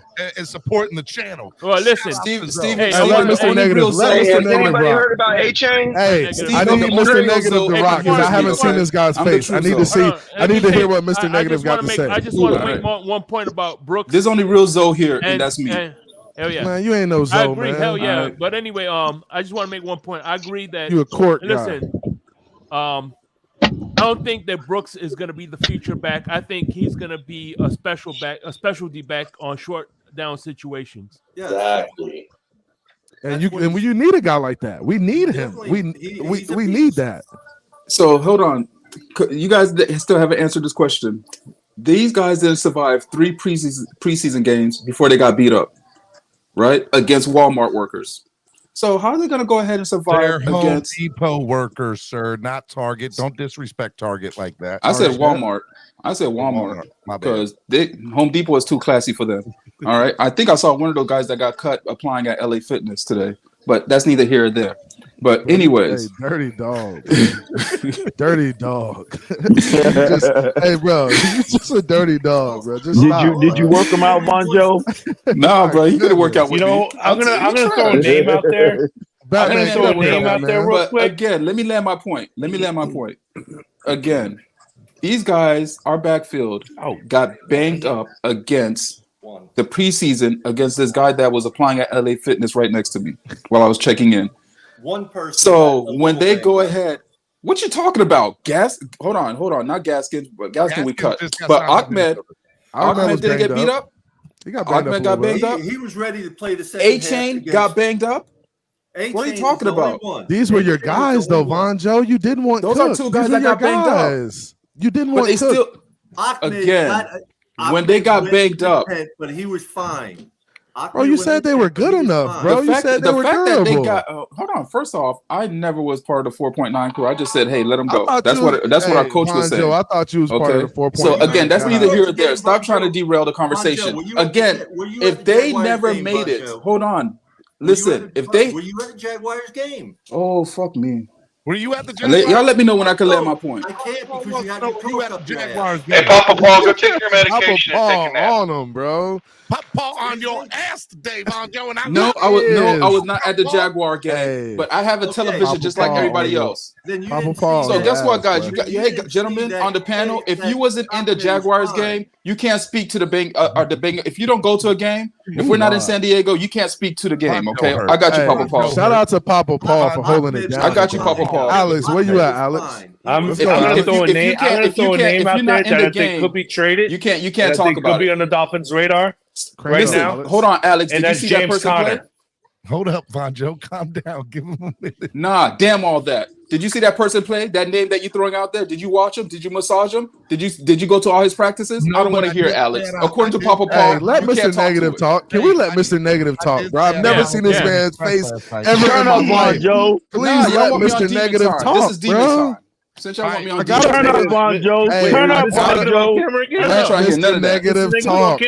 Yeah, let Negative. I've never seen this man's face. I want to put the face to the voice. Mr. Negative, the handsome devil. What's up, bro? Hey, he looking good up there. I see you, all bro. handsome. I look away. I'm hideous. But anyway, I just wanted to basically kind of just calm things down here. I mean, thank you. The trade deadline is not until October. The Dolphins can still go get Jonathan Taylor. Nothing. I mean, it comes down to Greer wanting to meet the Colts' price. If he does, he does. If he doesn't, then he feels his running back room is just fine. And I'm not trying to defend Greer. If he didn't meet it now, he ain't gonna meet it then. Don't set yourself up for failure. Well, again, never know that. See, I don't get all excited because he flirts with every great player out there, and sometimes he lands them, more times he doesn't. And this is what he does to our fan base. And I also blame the media because the media pushes this stuff saying, oh, I got sources. Oh, I got sources. This is what the Dolphins are offering. Nobody knows what the Dolphins are offering. Only the Dolphins know. And only Greer knows what kind of price tag he places on Jonathan Taylor. I would have given up a first, but I don't make those decisions because I think we can all agree the Dolphins are all in. Okay? They're all in. Don't go halfway in. If you are all in, throw those picks aside. That's what the Rams did, and they benefited from winning the Super Bowl. F them picks. And that's a really good point. That's real. Hey, that's a really good point. So I just wanted to piggyback off that. Yeah, and the fact that so we're in a really good position right now, right? We don't have Jonathan Taylor, but we have the ability to make a move if need be. So we have a chance. We got cap room. We exactly. We have and we have players. And we have the opportunity to evaluate our team in the first 3 to 4 weeks of the season. He was going to be on PUP anyway, so he wasn't going to be on the field. So we might as well just play it out, see how we play in the first few games. Hey, if we need him, hey, throw the first out there and let's roll and say, hey, let's go get him. But I think Greer's in a good position. That's an incorrect statement that he was going to be. What you mean if we need him? We need him regardless, bro. If we need him. We need him. Chris Brooks might come in and be that dude. You never know. No, you never know. He's got to prove it over 2 years, man. Brooks gonna give you a false sense of security by running 120 yards every now and then and deceiving you, giving you a bunch of fool's gold. If he's running 100, if he's giving me 120 yards, he the real deal. Yeah, just like Mostert. Yeah, he's the real deal. I like the Chris Brooks story, but again, I'm not expecting much. I like what Shake Money had to say. Short yardage, that's all Brooks needs to do. Come in short yardage, be a change of pace kind of guy. And I'm not expecting him to be RB1. He's like 3rd or 4th on the depth chart. So is Jonathan Taylor a 3-down back? Of course, man. The man's 5'10", 235, bro. Are you kidding me? Is Dalvin Cook a 3-down back? Hold on, is Dalvin Cook a 3-down back? Yeah, he's the old. He's like a 64 pound. What are you talking about? That's the thing. We do not have a 3-down back. Let me put it in perspective for you real quick. I ain't got a chance to talk a lot up here. Hold up. Go ahead. Stephen D had a gentleman on here from the Colts. And you could tell by his whole demeanor, he didn't want to get rid of Jonathan Taylor. You could tell when Stephen asked him a question. Stephen said, do you think that Jonathan Taylor is 3.5 times better? Because they were comparing the contracts. 3.5 times better than Dalvin Cook. He said without a doubt. I don't agree with that. I don't think he's 3 times. What do you mean? 3.5. Nobody had ever did what this kid has did the first 2 years. I agree. Look, I agree with you in regards 3.5 times. I think he's I just don't think he's 3.5 times better than Dalvin. Oh my god! Yeah, I don't think it's 3.5 times. I think he's 2 times better. I think he's 10 million. Look, so I think. Would you rather give Jonathan Taylor $15 million a year, or would you rather give Dalvin Cook $7? I'd rather give them both than what they're asking for. No, I'd rather give Dalvin. That ain't the crypto I know, man. Answer the question. I'd rather give Dalvin 7. I did answer the question because I think this is why. Look, this is why I say I'd rather give Dalvin Cook 7 because the same thing. Jonathan Taylor's going to do with us, Dalvin's going to be able to do. Dalvin's going to be able to do the same thing. The holes are going to be there. We're going to be able to give our guys some opportunities to run the ball well. So Dalvin is going to be just as good in this system as Jonathan Taylor would be. All right, let me bring on the new person to the panel, Pete. Good morning, Pete. What's going on, man? Good morning, gentlemen, man. Where you been hiding at, Pete? Skyler running back one. There's no Pete and Mr. Negative on the panel. Pete, you've been gatekeeping. You didn't let me up on your channel, man. Oh, heck yeah. You know how I do. I'm the best gatekeeper alive. What's up, fellas, man? Good day. Steven, real quick. Steven, real quick. Hold on. You're always real quick, and we know you're John. Damn, why you got to do it during? Anyway, Steven, I got to run into a meeting. Thanks for having me up. If you guys are still up, I'm going to go ahead and hop on, all right? All right. Anyway, fins up. All right, Bonjo. Peace. Okay, so I do have a problem here, right? Steamroller. Hold on. Yeah, the steamroller's up, showing face. Good morning, beautiful people. Look at this. Look at that. My Homer shades are on right now, right? Check this out. This is how Homer shades. This is they got peanut brains, and to whom this may fit. I don't care what your name is. Listen clearly to what I'm about to tell this. Never forget it. The biggest this is the irony part about this whole Jonathan Taylor love, right? They begged for Jonathan Taylor, and the guy's on PUP list. Can you imagine that? The guy is not even healthy, and they're trying to give up a first. They're trying to trade. Man, he's ready to play, bro. And this guy is not even playing. He's hurt. Bro, these guys been loud and wrong for months. I don't know. Their credibility is up. Like, hey, CB. Never forget that. Whom this may concern. Pete's going on a skiing trip. Pete's got the ski goggles on. Hey, how much snowfall you got, Pete? Hey, even if you didn't have sources, right? Check this out.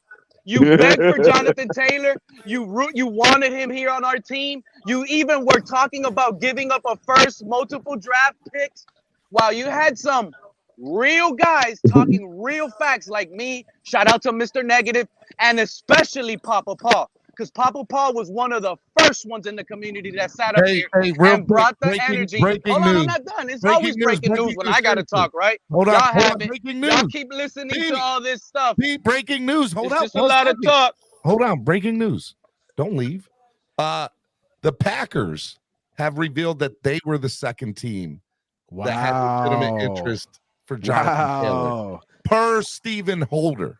Wow, that's a big one. That's a totally NFC team, a dark horse, man. Stephen Holder's a liar, just like I don't want to. I knew it was gonna be an NFC team. But why? Crypto, imagine if you went to Kansas City. Why didn't we know this yesterday? Exactly. That will. I think the league will have to step in and stop that. They got the picks. They got the compensation for competitive. This fan base, I don't care. I'm going back to it. Have to stop Listen to what you guys were begging for: a running back that was on the PUP list. And then most Pete, of y'all they were put him on talking the about, PUP list I don't so want they to can hear figure out what to do with him, bro. A running back y'all were dogging in Mostert. Y'all even started dogging Devon A-Chain, the rookie we drafted in the 3rd round. This is what the community listens to, bro. Oh, these guys are hurt already. We need Jonathan Taylor. We need him. Jonathan Taylor's already broken on PUP list, bro. This is how much y'all know. This is how much y'all just be talking about. Either you're trolling or you know nothing about football. It's insane. You guys don't know half of the stuff that comes out of your mouth, and I think what y'all do is just come up to listen to your own voice talk. It's unbelievable. Nothing. Hey, no. I'm not letting off the gas, Steve. Listen to me carefully, Pete. Listen to me carefully. He done ran out of gas, bro. Nah. You know me, Crypto. I'm me, and I'm always gonna be me. So y'all can have it. Y'all could do you, have your fun the way you guys like to have your fun. Again, if I piss y'all off with my Tua real takes that get the Tua ears mad, well, the reality is, at least it's real talk. I'm up here trying to convince. Look. Hey, Batman. You're taking my daughter. The Tua ears winning. Hey, the Tua ears winning, Hey, check bro. this out. This is my last thing I'm gonna say. Batman kicks me off his face, right? Because I'm being realistic. Check this out. I said the only player we can possibly trade, right, for Jonathan Taylor is probably Christian Wilkins or Jalen Waddle. We're not gonna talk about Christian Wilkins being traded, this and that. That's buffoonery. Yeah.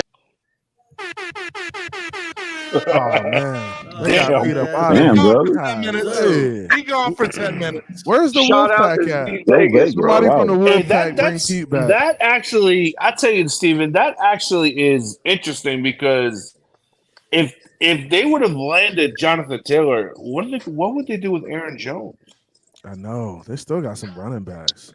They don't care, bro. Too. Stop listening to Stephen Holder. Hey, can I just speak real quick? I just want to say something real quick. My man, what's up, bro? CB, when you were saying earlier that what up, you man? know, we should ride it out for the first 4 games with those running backs. I think this is the problem, bro. I think that our problem is never in the beginning of the year. It's always how we finish that we struggle with. And I think if those running backs do good in the beginning of the year, that almost hinders us because then that gives us the idea that we don't need the help anymore. And we will.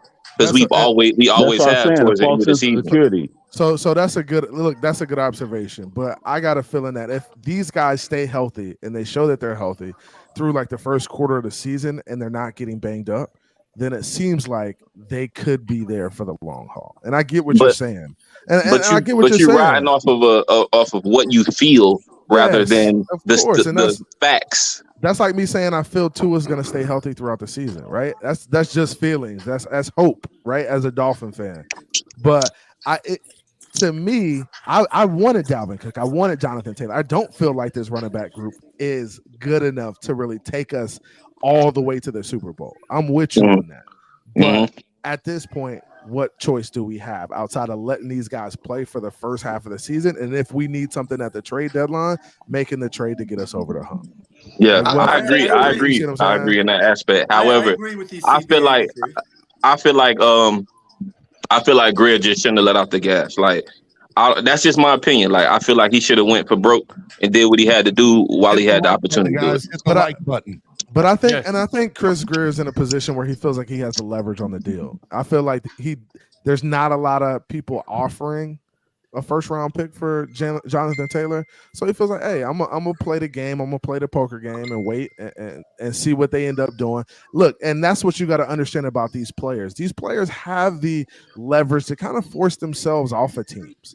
So if Jonathan Taylor comes off pup and he says, "Bro, I ain't playing for y'all, I'm still hurt," Irsay has no choice but to go ahead and trade the dude and get him off the team, bro. Let me piggyback off. Like, come on, like he has the leverage. He has the leverage. Let me piggyback off. He'll be a Packer by November. That Jim Irsay put himself in a very bad situation. It's a bad spot to be in because here's the thing: he has publicly come out and said, "I'm not doing anything till a new contract." Well, last night, I don't know if y'all saw this on Twitter. No new contract this year. Yep. They're not. Well, they don't. It's not that they don't want to negotiate with them. They want to do it on their timeline next year, like they always do. I get that. Well, if you go on Twitter, you can see people's likes on tweets that they like. Mm-hmm. And somebody had tweeted, "Hey, and tweeted at him, hey JT83, whatever his Twitter name is, they're holding you hostage," and he liked it. And I think that like he feels held hostage right now. And there was a rumor after the 4 p.m. deadline, and I've texted a couple of beat writers for Indy, and I haven't gotten any response yet because I think they're trying to figure it out. Is him signing an extension now off the table? Like if they went back to him before week 4 and said, "Hey, I think he doesn't want anything to do with Indy now. Like I think he's over Indy." And if I had to guess, I don't think he'll ever play another snap for them again. That's my prediction. I agree. So as an owner, you've now put your GM, your franchise, your fan base in this non-win situation with a rookie quarterback, mind you. So I feel like just get rid of him, whether it's to us or somebody else. You need to get rid of him because that is the only way you're going to be able to move forward from this. Because at the moment, he's a sideshow. He's like taken away from what you're trying to accomplish, and that's rebuild a franchise with a rookie quarterback. He doesn't want to be there. Get rid of him. And I agree with you, Steven. And that's the thing. Like these owners get into these emotional battles with players. And it's like, bro, just keep it business always. Like, don't say anything. Keep it behind closed doors. Don't go to the media. If he would have did that, they would have been in a much better situation. But at this point, I'm sure Jonathan Taylor is feeling like, bro, I just don't want to be here. I don't want to play for this dude. He's a trash individual, and I'm not gonna play for him. And his agent is the same type of guy. Like his agent is a no holds bar. Oh, we're gonna get after it. If I say we're gonna do something, we're gonna do it. And they're gonna play this sit out for the year. Exactly. They're gonna play this chess game with him. Yeah. And they're gonna end up winning because that's just the nature of the league at this point. Players win when it comes to these battles. If they want to say, hey, my body doesn't feel right, they're not going to be forced to go out there and play. That's just the nature of the game. Yep. And at the end of the day, the reason he's on the PUP list is they're not going to occupy a roster spot with someone who doesn't want to be there. Exactly. So that's why he's on the PUP list, not because of anything else. And it sucks. And when this He's on the PUP list because he had ankle surgery in January. I didn't get excited but also like he this. doesn't want to be there. Because I didn't think it would come through because I thought it would be more about the money. And then when I heard how much he was willing to pay, because from what I heard, the money was already done. Basically, they just had to get the capital to get him here. That shows you how bad McDaniel wants a running back. You know, he's a running back genius. So if he can do things with $1 million running back, imagine what he could do with a top 2 running back in the league. And Steven had a Colts beat reporter on here the other day, and he said that there was no truth to the Colts or Jonathan Taylor and the Dolphins having a money agreement. Not agreement, but they wouldn't be trying to trade for him if they knew they couldn't match his demand. Carlos, did you time me out? Am I getting timed out, Carlos? Remember, Steven, that rookie quarterback AR is inconsistent. I don't think he meant to time me out. Yeah, he didn't time you out. out. Clarify, Carlos, did you time me out? But I appreciate the $10 donation. Thank you. Hey, I've seen that. I've seen some highlights of that kid in camp. He can't throw within fucking 15 yards, but he throws a real pretty deep ball. Oh yeah, he can sling it. The thing about this though is that you put your quarterback, your young quarterback in a bad situation, right? He's not going to have his starting running back who's a stud to help him along the way. It just sucks for the Colts, but it's better for the Dolphins. This should happen. So this is Jonathan Taylor's thing. He has since not liked it. He unliked it, but it said Colts holding J23 hostage, and he liked it. You can see that he liked it. So I'm just saying, like, it's there. It was there. It's not there now. Somebody had tried to say, I just went to it. It doesn't say that. So, Steven, basically, I mean, it's going to be a chess match, right? Like everyone talked about. But, I mean, the Colts they can still franchise this man for 2 years after this season. Like, if they want to. We're in the same boat, Mr. Negative. I once watched the Detroit Lions make Barry Sanders retire. Yep. Right? They made him retire early just to prove a point. They also made Calvin Johnson retire early. Both those men wanted out of Detroit. Detroit said, no, we're good. Retire. We don't, whatever. That's fine. But that you could do that back then, though. Right. And you could do it back then, even now, right? Like if you do this with Jonathan Taylor, right? What's to stop, say, Quentin Nelson from saying, oh, next year I want out of Indianapolis. Oh, I want out of Indianapolis. Then every player just starts to dictate to the team terms, and you're going to accept a 7th round pick for me because I want out of here. The Colts they're still in the same spot. They can make that man sit for 2 years and finally get their price. My thing is, if Chris Greer is all in, go give up a 1st round pick that you should have used 4 years ago on that man instead of Noah Igbenogany. Like that you correct mistakes from the past. No one's going to hold you accountable for it. They're going to say, good job. You admitted your mistake. Now you took the guy you should have taken. The money doesn't matter. Stephen Ross, Mr. Negative, let me say something. So as I'm pro Greer. People know that I'm pro Greer. But I can admit that one of his flaws seems to be, for me, that he likes to hold on to people maybe a little bit more than they should. Like Noah, he wants to prove his point. He wants to prove that he's the smartest man in the room. And so I've asked people. I asked Omar Kelly. I've asked, Daniel Yafusi. I've asked other beat reporters. I've asked other people that I said, does he have an ego? And every last one of them say no. That's not his MO. but his actions speak louder than his words. So actions are there to say he's held on to at least 3 or 4 players that we know shouldn't be on a roster. Right. Noah should never have been on a roster. Liam Eichenberg shouldn't be on this roster. I'm You're right. You're right. But he has what's scary, that's our backup center. But for now, and I pray that that's not something that goes into the season, because if Noah or if Liam Eichenberg is what we're counting on, if Connor Williams keeps on screwing up, I don't know what they're going to do or what they think they're going to do. But Steven, here's the thing with Chris Greer. Okay, I just chimed in because I had a phone call. But Chris Greer, in his tenure as Dolphins general manager, he has been known when he admits to a mistake, he corrects the mistake. Does he? He's done that with Kyle Van Noy. He's done that with did that with Kyle Van Noy wasn't a mistake. It was a difference of money. Kyle Van Noy wanted more than what he was being paid, and he said, "I'll just get rid of you and find somebody of equal." He signed a 4-year deal, didn't he? And here's the thing: he did. So that wasn't a mistake. He just didn't want to pay Kyle Van Noy. I'm not even gonna lie. But the thing with Kyle Van Noy, though, is he had an out year too. My thing with Greer is I had to think long and hard about this. I feel like Greer lost me because he's not aggressive where we need him to be the most. There's no way that you're an NFL GM for this long and you don't understand the importance of the trenches. That should have been a long time ago our number one concern. And that should have been where he should have been looking for the shiny toys at. I feel like he looks for the shiny toys at the other positions on the field, and he doesn't look for it where we need it the most. And that's why I he did sign Teron Armstead. Yeah, I mean, JT, come on, man. We can't say that. But look how long it took him to sign Armstead, and that's one. That's one. But JT, you have to realize that the coach, the GM is doing what the coach needs for the team, and he brought in Connor Williams. So and he brought it's a relationship. But CB, not even to cut you off, CB. Listen, but let me finish. I ain't finished. But the thing is, bro, it don't matter what this is not about so much about what the coach needs. It's just basic football knowledge, bro. No. No matter the level of football you play, bro, you need the trenches to be tight.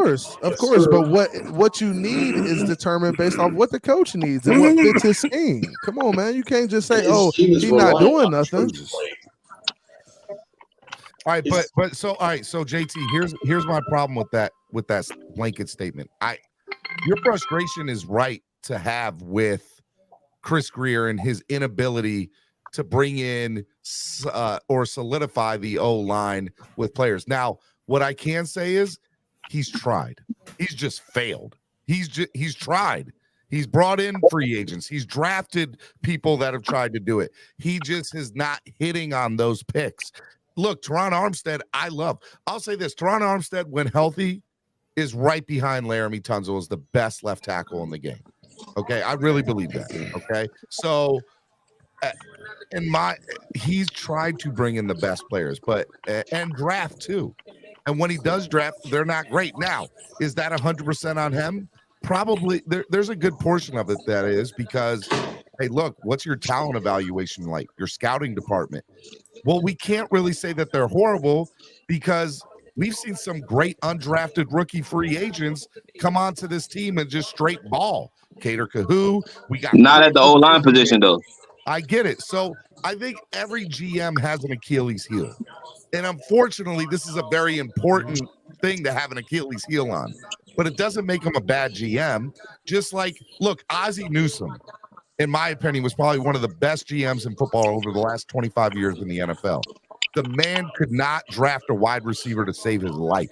Yeah, couldn't draft a wide receiver. Bill Belichick can't draft a wide receiver. Yeah, Bill Belichick's the same way.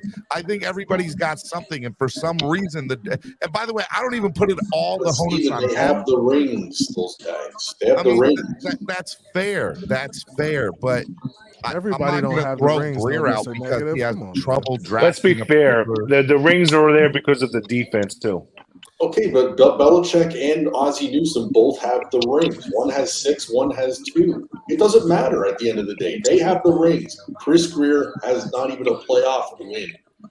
Not even a playoff He hasn't had enough time.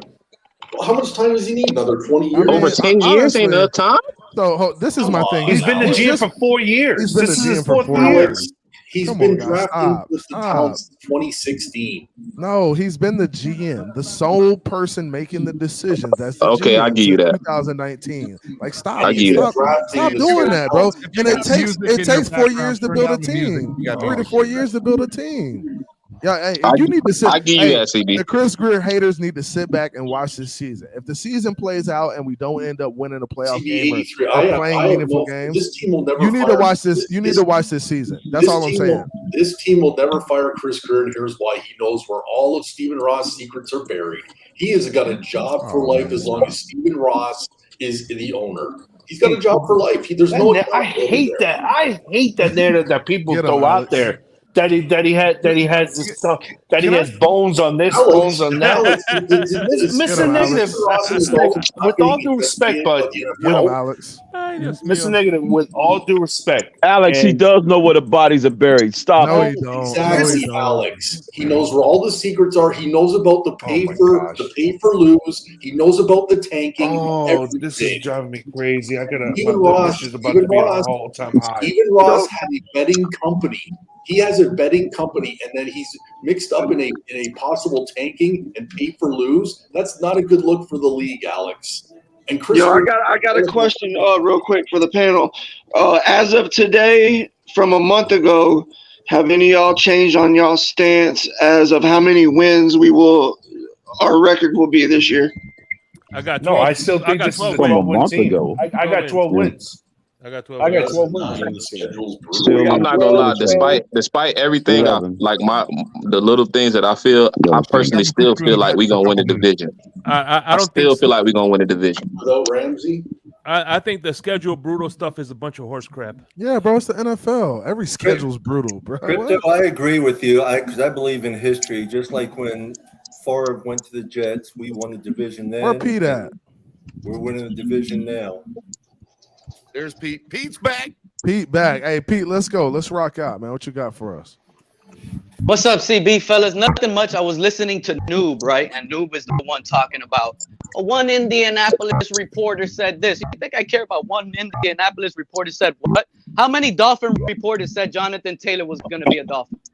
You see what I'm saying?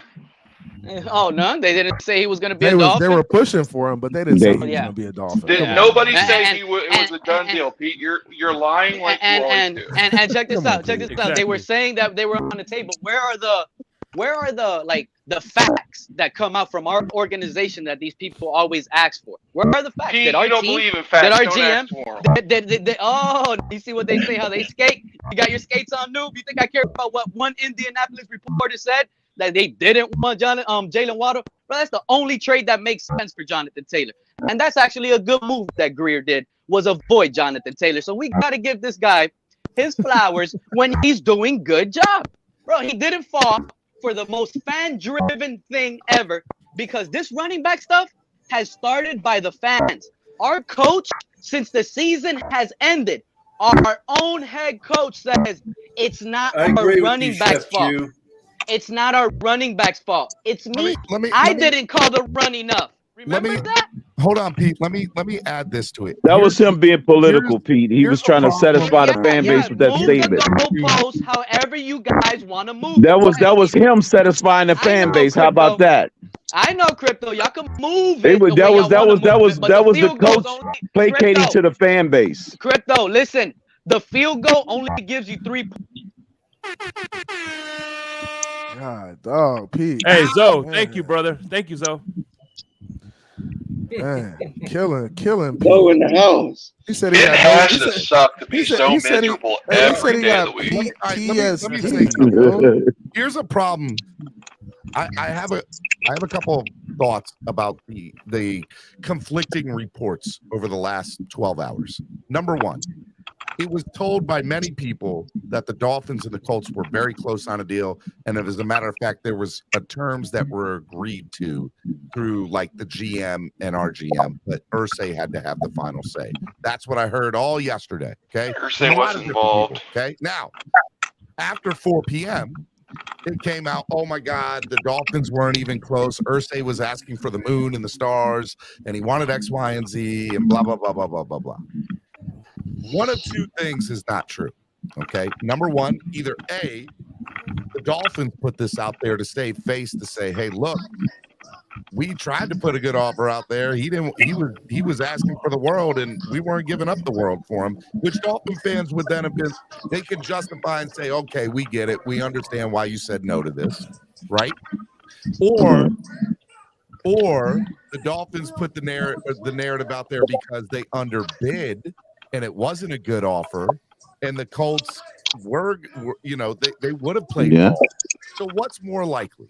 The Dolphins underbid and they put that out there, or the Dolphins had a great offer out there and the Colts put that rumor out there?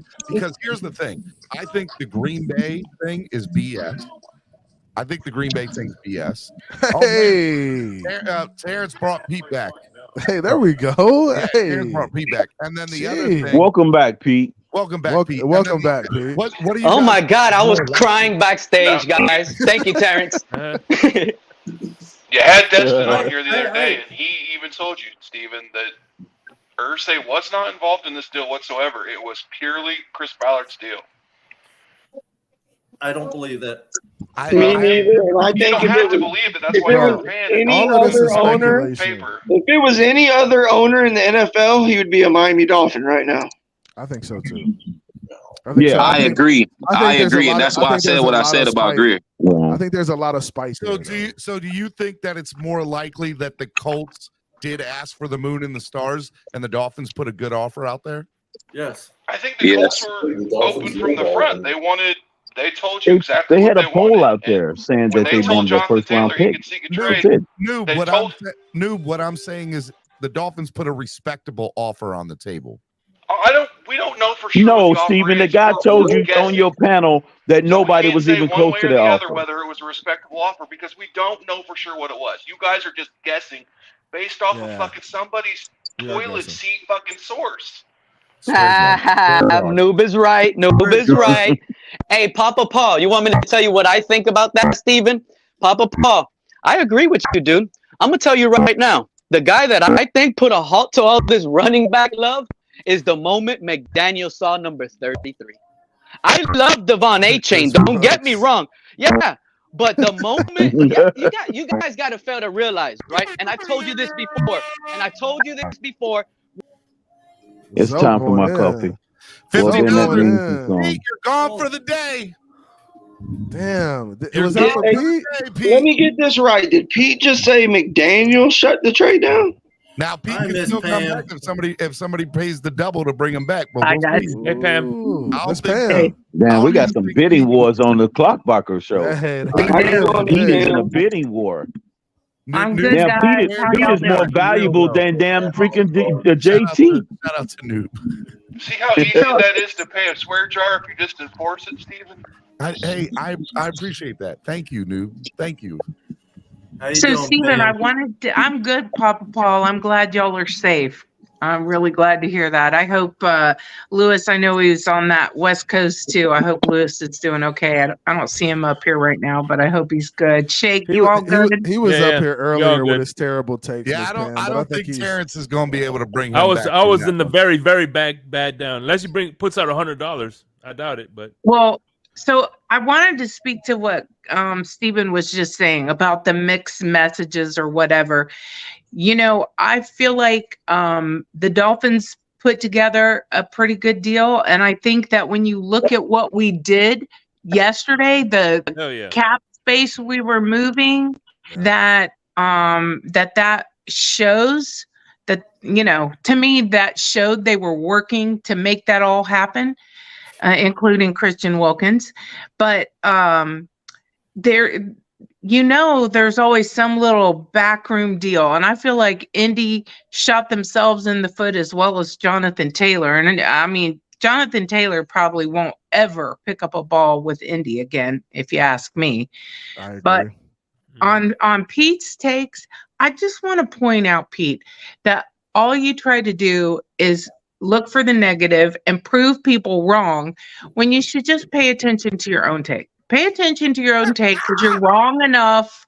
You don't need to be talking about somebody else's take being wrong. Just find something negative Well, I mean, somebody rolled out the red carpet. I'm walking on it. That's how there it goes. There you go. But yeah, I just wanted to say that. Be positive about something, Pete. Just have a positive comment. Don't try to take people down. Terrence became a member of the family. Shout out to Terrence. Hey, Shout out to Terrence. Welcome in. So glad to have you in, Terrence. But yeah, I just wanted to say my little 2 cents or 5 cents or whatever it was.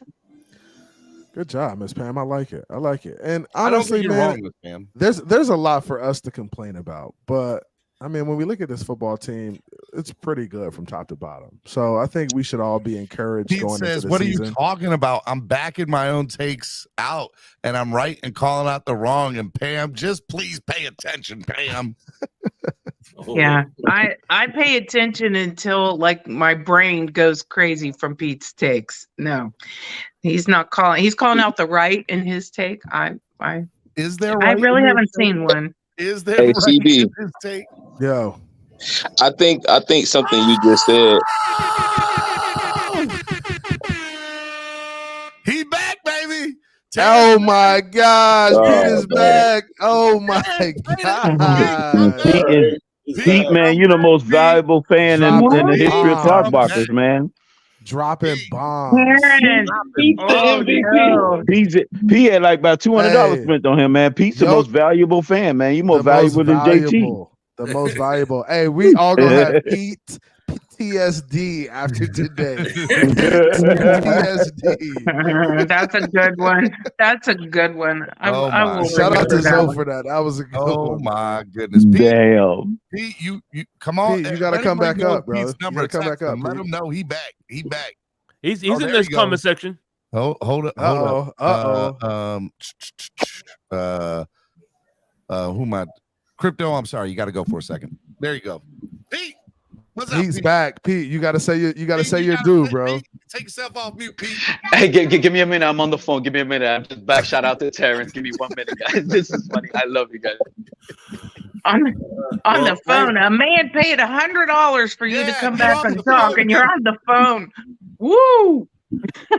Hey, real quick, I just want to say, real quick, the CB.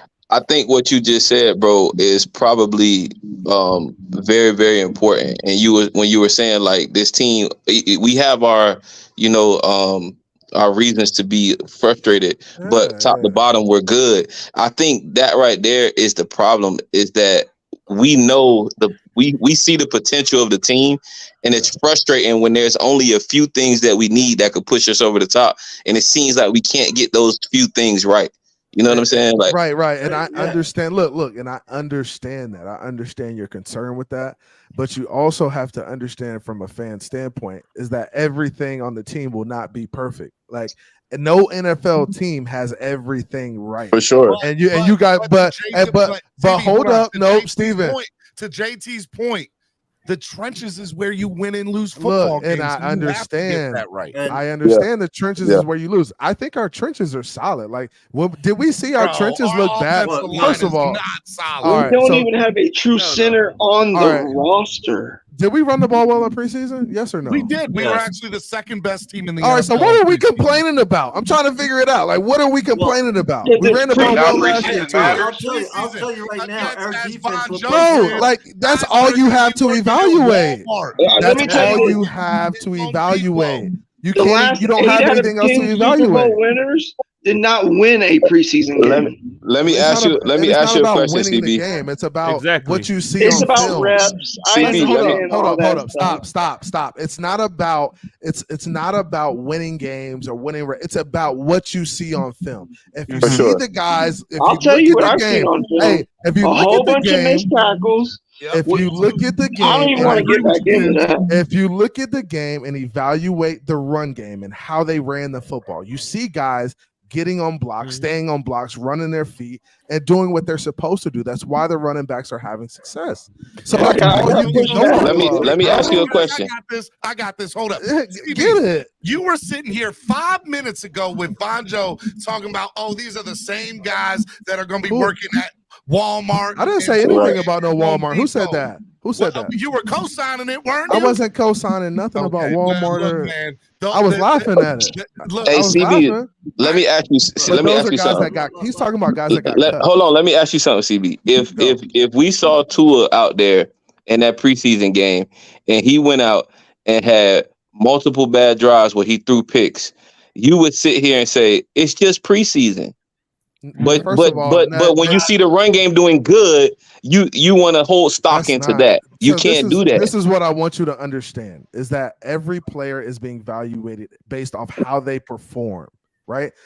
In preseason, that's all you're looking for. You're looking to evaluate guys and how they're playing individually. That's the point that I'm making. Right. So that's all you're looking to do is evaluate. So when we look at the unit as a whole, the offensive line, they played pretty well as a unit. Not saying they all had great blocks or all had great opportunities to make big plays, but what happens is you're just trying to evaluate those guys based on how they play. So, if the running back, is running well, at all. If the running back is running well and they're doing what they're supposed to be doing and they're blocking and the Ahmed is getting to the third level and having a one-on-one with the safety. Like, come on, bro, you can't be mad at that. You here week 2 or 3 with that same. Hey, look. I'll be here. Check this out. The offensive line is not the issue. Everybody's talking about the offense. They're not the issue. They are though, bro. They are. I ain't gonna lie. That mentality you have is the problem. That's the kind of that mentality that Chris Greer had. Is that it's not a real problem. That's why he never truly addressed it. Our offensive line wasn't the issue. Our secondary was the issue. Let's be real about it. No. Let's be real. It was our defense, our secondary that couldn't get it done. Our offensive line wasn't the issue. So stop crying about it. I'm tired of hearing y'all crying about it. I want yes or no questions out of you. I'm tired of hearing you crying about it. Just listen. I want yes or no questions out of you. You ready? I'm gonna unmute you. Yes or no. Okay. Number 1. Do you think the quarterbacks, the Miami Dolphins quarterbacks are good? Yes or no? Yes. Okay. Do you think the running backs are good? Yes or no? Yes. Do you think the offensive line is good? Yes or no? Yes. Do you think the wide receivers are good? Yes or no? Great. Yes. Do you think the defensive line is good? Yes or no? Yes. You think the linebackers are good? Yes or no? Yes. Do you think that the secondary is good? Yes or no? Yes. No. Do you think the coaching is good? Yes or no? Great. Yes. So you're sitting. You just said 2 seconds ago. Every team's got something. Every team. You just sit here and said everything was. What about tight ends? What about the tight ends? I didn't say maybe special teams. I didn't say perfect. I didn't say perfect. Depth is a problem. I didn't say perfect. I said you said good. I mean, they're good enough. Everything. They're good in every unit is good enough. You're not gonna have a great unit in every. They're good enough to not be good enough, bro. You guys realize? Did you listen? O-line isn't an issue. Hey, did you listen to my interview with Omar? What did Omar say? Omar said, guaranteed every year, every NFL team has 6 to 8 players that are gonna be guaranteed to get on IR. Guaranteed. So you look at those 6 to 8 players. By the way, Dolphins had way more than that last year. Okay. Oh, yeah, and we've already started out the year with 2, 3, 4, 5 of them. They're probably going to be by the end of today.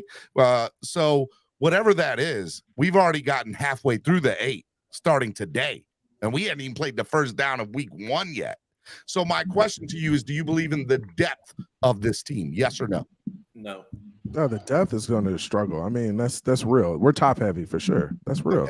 Okay. Like, we 8 of us. We have 7 players that are on the top 100. Like we have great players at their positions. If those guys go down, we're going to struggle. That's real. Yeah. Like that's every NFL team though. Like when great players go down, shit, you're going to lose it. You're going to lose something. Like, CB. Don't cry about it. That's the nature of the game. Don't hate the player, hate the game. Like, come on, yo. Did actually ask for Waddle. Listen, bro. I agree with you 100%, CB. Nobody's ever going to be. Nobody's ever going to be perfect. But listen. This is the thing. We have the opportunity to get almost as close as perfect as you can get. I get that. Why not take it? I want Jonathan Taylor. We got 2 offensive line positions that we could fulfill right now that will make a huge difference in our offensive line. Just JT, 2. 2 spots. I really want us to get over the hump, right? But you can't have it Sometimes you gotta believe in the coaching. We and can the get as scheme. close as perfect JT, as possible, bro. JT, sometimes you Take have the to opportunity believe in to the do so. coaching. You have to believe in the coaching and the scheme to figure it out. I don't think we need to have the perfect offensive line in order for us to win a Super Bowl. I think Mike McDaniels has to do a really good job of hiding guys' deficiencies in the scheme and highlighting their strengths. And if he can do that, I think we'll be fine. I think where you misunderstanding me is I'm not looking for perfection because it doesn't exist. Exactly. I'm looking, but I do see an opportunity to get better. Of course, and you've never looked. And that's all I'm saying. Anytime you have an opportunity to get better, you take it. You'll never be perfect, but you can always strive to get better. JT, if you follow me and you subscribe to my channel, you know I'm always willing to take the chance to get better. I'm always looking to upgrade every room because that's what you should be doing. Let me ask you. Have you given your win-loss total yet for the season? I have. All right, what is your win-loss total for the Dolphins this year? 13 wins. Yeah. And see, I think at the moment we're 11. I think we could be a 13 or win team, but we need to go. And that's real. We need things to go right. That's best case scenario. Here's what we need in order to get to 13. We need to add another 1 or 2 offensive linemen. We need to add a nose tackle. And we need to add maybe a tight end, and I would probably say a star running back. You get those 4 or 5 things, I think we're 13 or 14 win team easy. Right, and that's but you're looking at the perfect team at that point. So you don't think? But now we have $17 million plus capital, and there's going to be 2 or 3 teams that we get 7 or 8 weeks into the year. They're going to be like, we're going to tank for Caleb Williams, like Arizona's doing right now. But you got to let it play out first, Steven. You got to play some games first and see. You got to see how good these guys are before you do that. But before you go out and you spend more money, you need to see where you need the help at. So I think what they're going to do is evaluate it. Are you willing to risk that and start 0-3? No, we're not starting 0-3, bro. Come on. But we're not going 0-3. I'm telling you right now. And we addressed the running game. If you ask me, our running game was very, very good last season. And I think the missing link or piece that we needed, we have found in Brooks. Because not to be disrespectful, but if our running game was so good, why is the best run coordinator / head coach not running the ball? I could not answer that question. Because he's caught up. Fins for life. He's caught up and getting the ball to the weapons. Fins for life. I don't believe that at all. Hold on. He's caught up and getting the ball when I got timed out, that's where I was heading to. Game this year. The preseason games this year, he had more of a 50-50. He focused on the run between the run and the pass this year. I agree. And before I got timed out, game, he was throwing the ball a lot more. And you've seen what happened when we played Jacksonville. The only team that we played that was halfway decent. Okay, what we did the first 2 drives was absolutely nothing. The only run we got in that game was a 1 run for a big chunk 50-yard run. Okay, you take that away, we had like 45 yards rushing. I agree with that because our inside he's right because our inside run was actually struggling. But this is where I was going at before I got timed out a little while ago. What Fins for Life said. You see, the main issue that I had with even Dalvin Cook coming to Miami, like this is the same take I've consistently said over and over again, and a lot of people know this. If we have head coach Mike McDaniel, who's a run game genius, a run coordinator guy, who goes out and finds running backs out of the dirt like he did in San Francisco, that they claim he did, he can do that here. This is why I was praising early on Devon Achane, one of the first guys. I'm like, man, if this guy believes in Devon Achane, he's going to be something because this is a different type of head coach. This is what he specializes in. And then once Papa Paul and the film alone, right? I don't care if it's preseason. We got to see Chris Brooks. Bro, that should have been the sign tell to this entire community, right? And they should have defended our coach and our players instead of going out on the middle of the street and by the stop signs and begging for every player. I don't. Here's I don't the thing, though, Pete. Because we're begging for Cook, No, Pete. begging for Taylor. This is Hey, unreal. Pete, Y'all don't everybody even let believe you in your talk. own Let us coach. I'm not rebut. done, Pam. I'm Pete, not done. Y'all don't even believe you got it. in You your can't own go on for a coach's month, strength. dude. Again, Let us I'm gonna rebut. repeat the same thing No, somebody let gotta us get rebut. Let Pete me tripping. finish. I want to rebut. Hold on. Y'all don't even believe in Lord. your own coach's This is the strength. problem right That's here. his strength. And Well, y'all let me fans finish. didn't Let even Pete believe finish. in it. Now, thank you. Now you can rebuttal. Oh, well, thank you, Pete. Thank you. Oh, my Lord. I now I just want to hit myself in the head after hearing that. That just, wow. Pete, if we can go get a premium quality player, if we can make it happen, it's dumb not to. Do I think that Brooks filled a need? Yes, I do. Do I think he's going to make a big difference in our run game? Yes, I do. But you probably didn't pay attention to what I was saying because you got too much stuff rattling around in that brain of yours.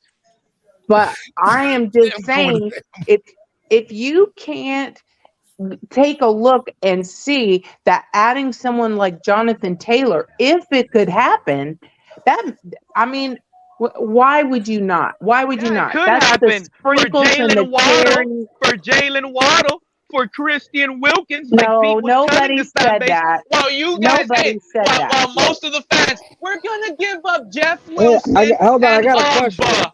Let's I got a trade question. Ugba and Oh Jeff my Wilson Lord. and Did I bring in hear? John. Like y'all don't even know Did what I? y'all be Did I talking hear about. level 2 Noob Y'all don't correctly? even Did he know say half of the that stuff y'all be talking Armando about. Salguero just reported that they did want Waddle? I want to. Noob, is that what you just said? Did I hear correct? No, it wasn't Sergero. It was Barry Jackson. Barry Jackson, and I think Barry Jackson is credible, right? Mm-hmm. Yeah, very credible. I wonder what Lewis has to say about that then, and Von Joe. I wonder. I just wonder. Lewis Look. and Von Joe ran from the smoke this morning. They ran. Hey, the Wolfpack ran and tucked tail. Them too. Hey, the Wolfpack tucked tail like today. that, Steven? You said they ran like that? They ran. I agree. Wow, I wonder why. I agree 100%. If we got Cook or if we got Jonathan Taylor, it would be a big improvement. But I'm happy with the run team that we have. Exactly. Okay, but Papa, one improvement could derail the rest of it. It could improve the running back room, but then it hurts everything else. What player goes down during season? Because there will be a player. With what capital will we be able to enforce that or trade for a player in season before trade delay? Well, Pete, you capped yourself out. And that's it. Pete, we do have the capital to do it. It's horrible. No, you don't. No, you and don't have Pete, that the 17 sky million could fall today with tomorrow, Jonathan and the Taylor sun could turn Make it make bright sense. orange We could and trade purple Skylar and Thompson green for with 3 polka first-round dots. picks, Pete. We could trade Skylar Thompson for 3 first-round picks. He's so good. We could trade him. Who? Skylar Thompson. We could trade Skylar for 3 first-rounders. If he's that good, like Pete says, we could trade him. Hey, Pete was on the Skylar train, and Skylar He's already off of it. He's already off of it. Skylar's still here. No, and Skylar Mike. And look, isn't Coach supposed to report backup today? Skylar he number said he was 3. going to report who's the backup on Wednesday, right? Hey, the backup's already been informed. Pete, I just want you to know that if you need a counselor or somebody to talk to about your feelings about Skylar Thompson, we can make somebody available to you at any time. We're here for you, Pete. We're here for you. No, I mean, at the end of the day, he's still the best quarterback on our team, whether you guys like it or not. By the way, Stephen D, can you DM me the number to that guy, because I still need it for Noah. You still need it for Noah? Yes. Well, buddy, I'm sorry, I don't give out. I'm not paying for that. Nope, not going to do it. No way. Hey, come on, man. He gone. Let me. I know. I need the therapy. Steven, I know you didn't. I know you didn't like. A lot of you need therapy. A lot of you need therapy. Listen, Pete, don't give me your therapist number because it clearly isn't working. I know you really didn't like lot Noah, of Steven, people need but therapy. I will tell you this, Source Steven. guys especially. The You guy, need shock. You need shock treatment. I think you're on that list, Pete. Number 1 on the list. Pete needs to skip therapy and go straight to shock treatment. I know, Hey, but the the guy that source we guys picked right up, now the are guy that we crying. picked Hey, up, the guy that where's we the picked up from the Wolfpack? Cowboys, Somebody Steven, find the Wolfpack. Apparently Find the Wolfpack. He ain't that good either. Like the guy that we traded for Noah. I know that you just wanted to get Noah for a bag of cookies from 1925. I get it, But Steven, the guy that we did trade for, the guy that we traded that we got in return, he ain't that good, man. He really is. What are you talking about, Batman? Hey, he's hold gonna on. drop a song about the Miami Dolphins. Time out. Hey, let me tell you something, Batman. I said this yesterday. I'm gonna say it again. This was the phone call. Y'all ready? Ding. Hey, this is Jerry Jones here. Yeah. Noah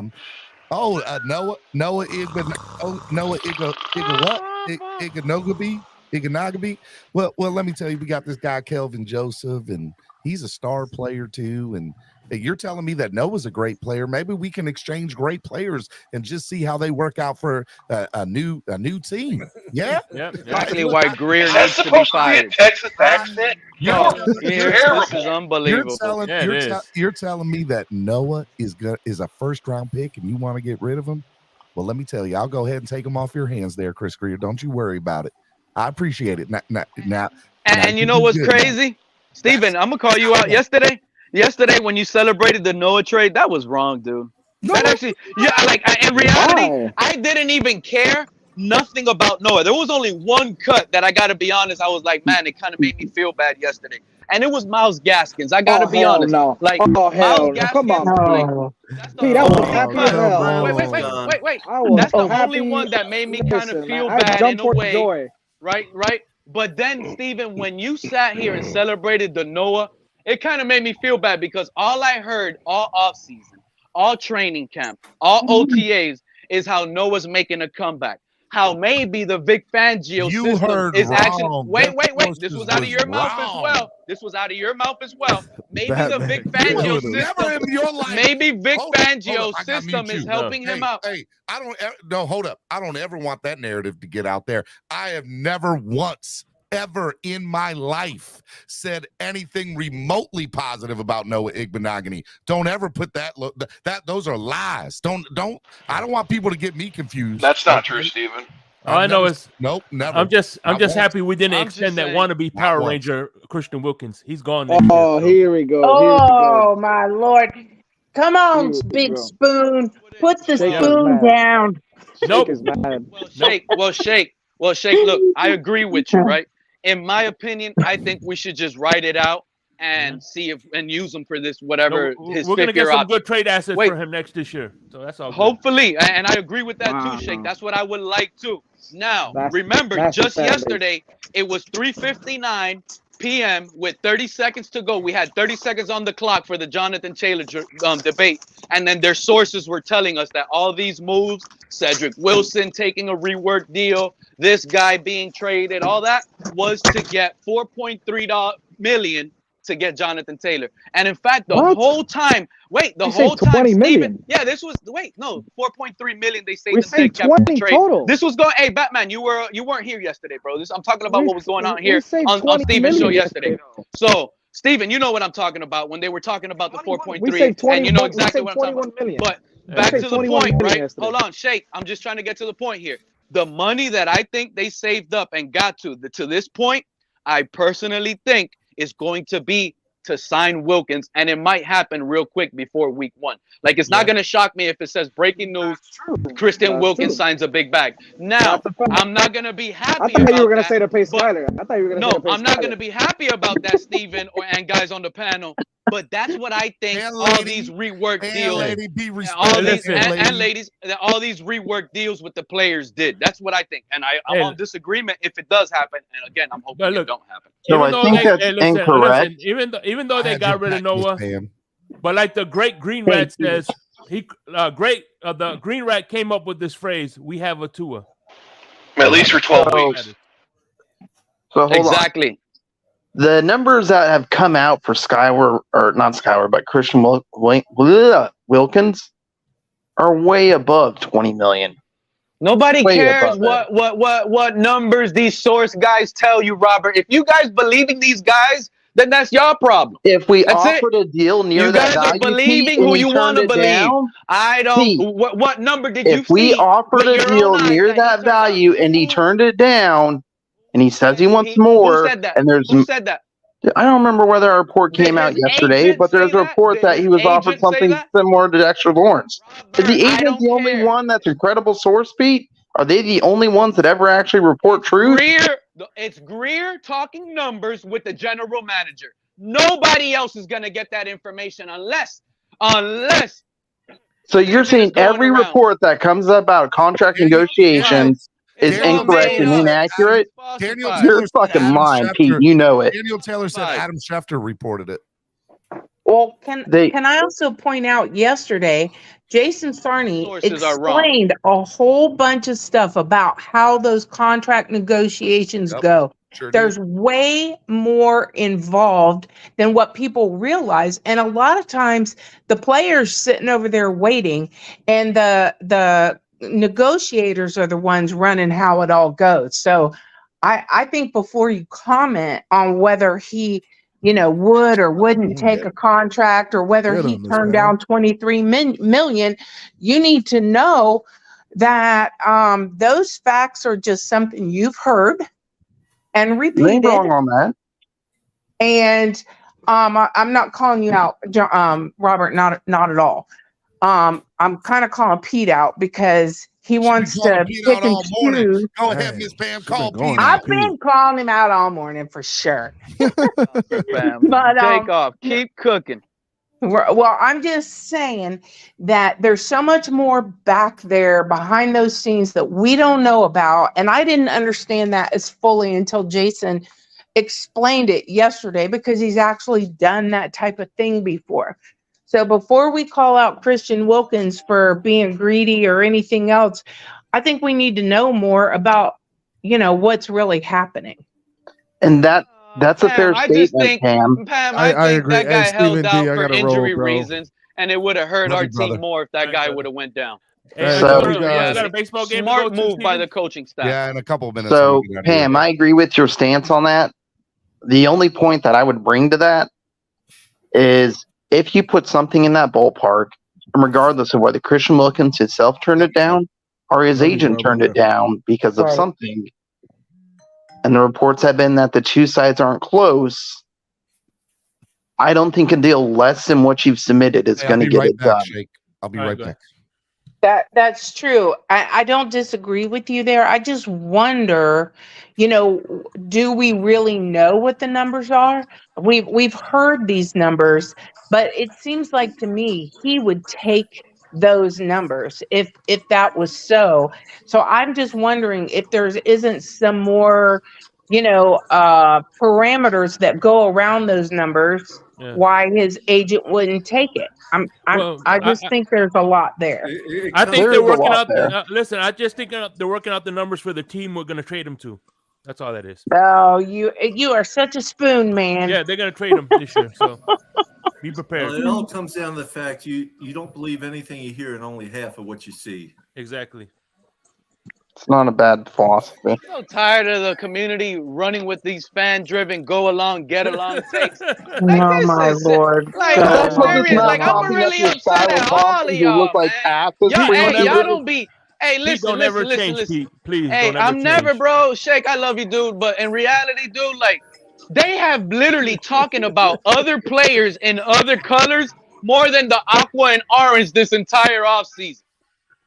Do they actually? If you're talking about a need or a want for your team, you're still talking about your team. Mind you, Shake. I'm complaining about my roster, but that's what I do. I don't really believe in the quarterback. He's holding the team back. I complain a lot. But at least, Pete, your evaluation on quarterback is suspect. At least I talk about the guys who currently are wearing the colors. And I'm not out here begging for others unless it's a quarterback. I'm not begging for others either, Pete, but we all know you complain about the roster because you are an Atlanta Falcons fan. And the Broncos fan. I think what it is.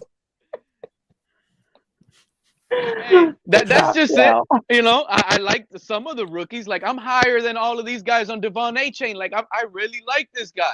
You see what I'm saying? And the entire time, higher than me on Devon A-Chain because I've had a shirt made up for him.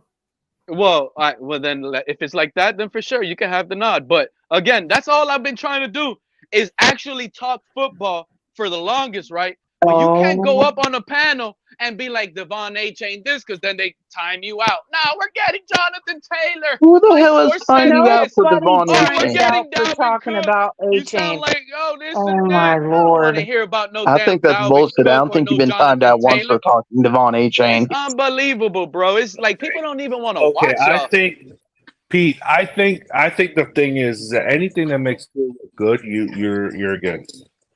That's what I think it is. I'm telling you, it's a conundrum. Pete is good in his eyes 100% of the time. So that's where Yes. you're wrong about that. Like 73 only. Like 73. Yeah, but Papa Look, Paul, I'm gonna that's give like you saying an alcoholic doesn't have a problem in their eyes. Hey, Exactly. well, you could. Robert, what if you're a practicing In their eyes, an alcoholic? alcoholic doesn't have a problem. What if you're practicing alcoholic? But it's still a problem. Hey, That the means treatment didn't help. Hey, the only problem an alcoholic has is he's out of booze. Hey, tell everybody to hit the like button. Hey, hit the like button. You guys know. Yes, hit the like button, share, like, and donate, baby. This is awesome. But my thing is, I do want to call out some horrible decisions our general manager just previously did. Steven, I just talked to you, I think, on Monday, right? And we ran through this. I was like, you the whole time was saying Robbie Chosen was going to be our number 3, dude. I did. Number 3. Yep. That means you were putting him already ahead of Braxton Berrios. This is my issue, though, right? Oh, because my Lord. I just think, no, I really, truly think Greer did a bad decision in keeping Braxton Berrios and cutting Robbie Anderson. Because in my opinion, Robbie's better than Braxton. That's just that. That's just the reality. What's up, VA Dolph? It's not feasible. Oh, shit. It's not reality, it's your opinion. Isn't it feasible that Robbie gets re-signed and 1 or 2 people get moved to the IR? I didn't mean to get you like that. Why couldn't that be the case for Braxton Berrios, Robert? Why couldn't Braxton Berrios get cut and be brought in like that? Berrios probably would have been picked up sooner than Rob Chosen Anderson. Who's going to return kicks? Background. Who's going to return kicks? That's what I want to know if Braxton Berrios gets cut. A-Chain. Pete said Skylar's going to do it. Skylar. Oh my gosh, dude. I don't know. Pete's the homie, but bro, Gauging on none of that Skylar hate. Again, in your eyes, he threw a pick 6, right? In my eyes, the receiver dropped it in his hands. Y'all do what y'all want to do. But again, the film don't lie. 2 interceptions in preseason came off the hands of the receivers. One was a punt pass, and the other one was a bad throw that Robert Hunt allowed the middle linebacker to come screaming through the middle. Now, it was a bad decision, but at the same time, this is a guy with pressure. If he didn't have the pressure to try to make the roster, he easily takes that sack. This is what I'll be trying to explain to people, but y'all don't like half of this. Y'all didn't play, man, because at the same time, what about the throw and the run?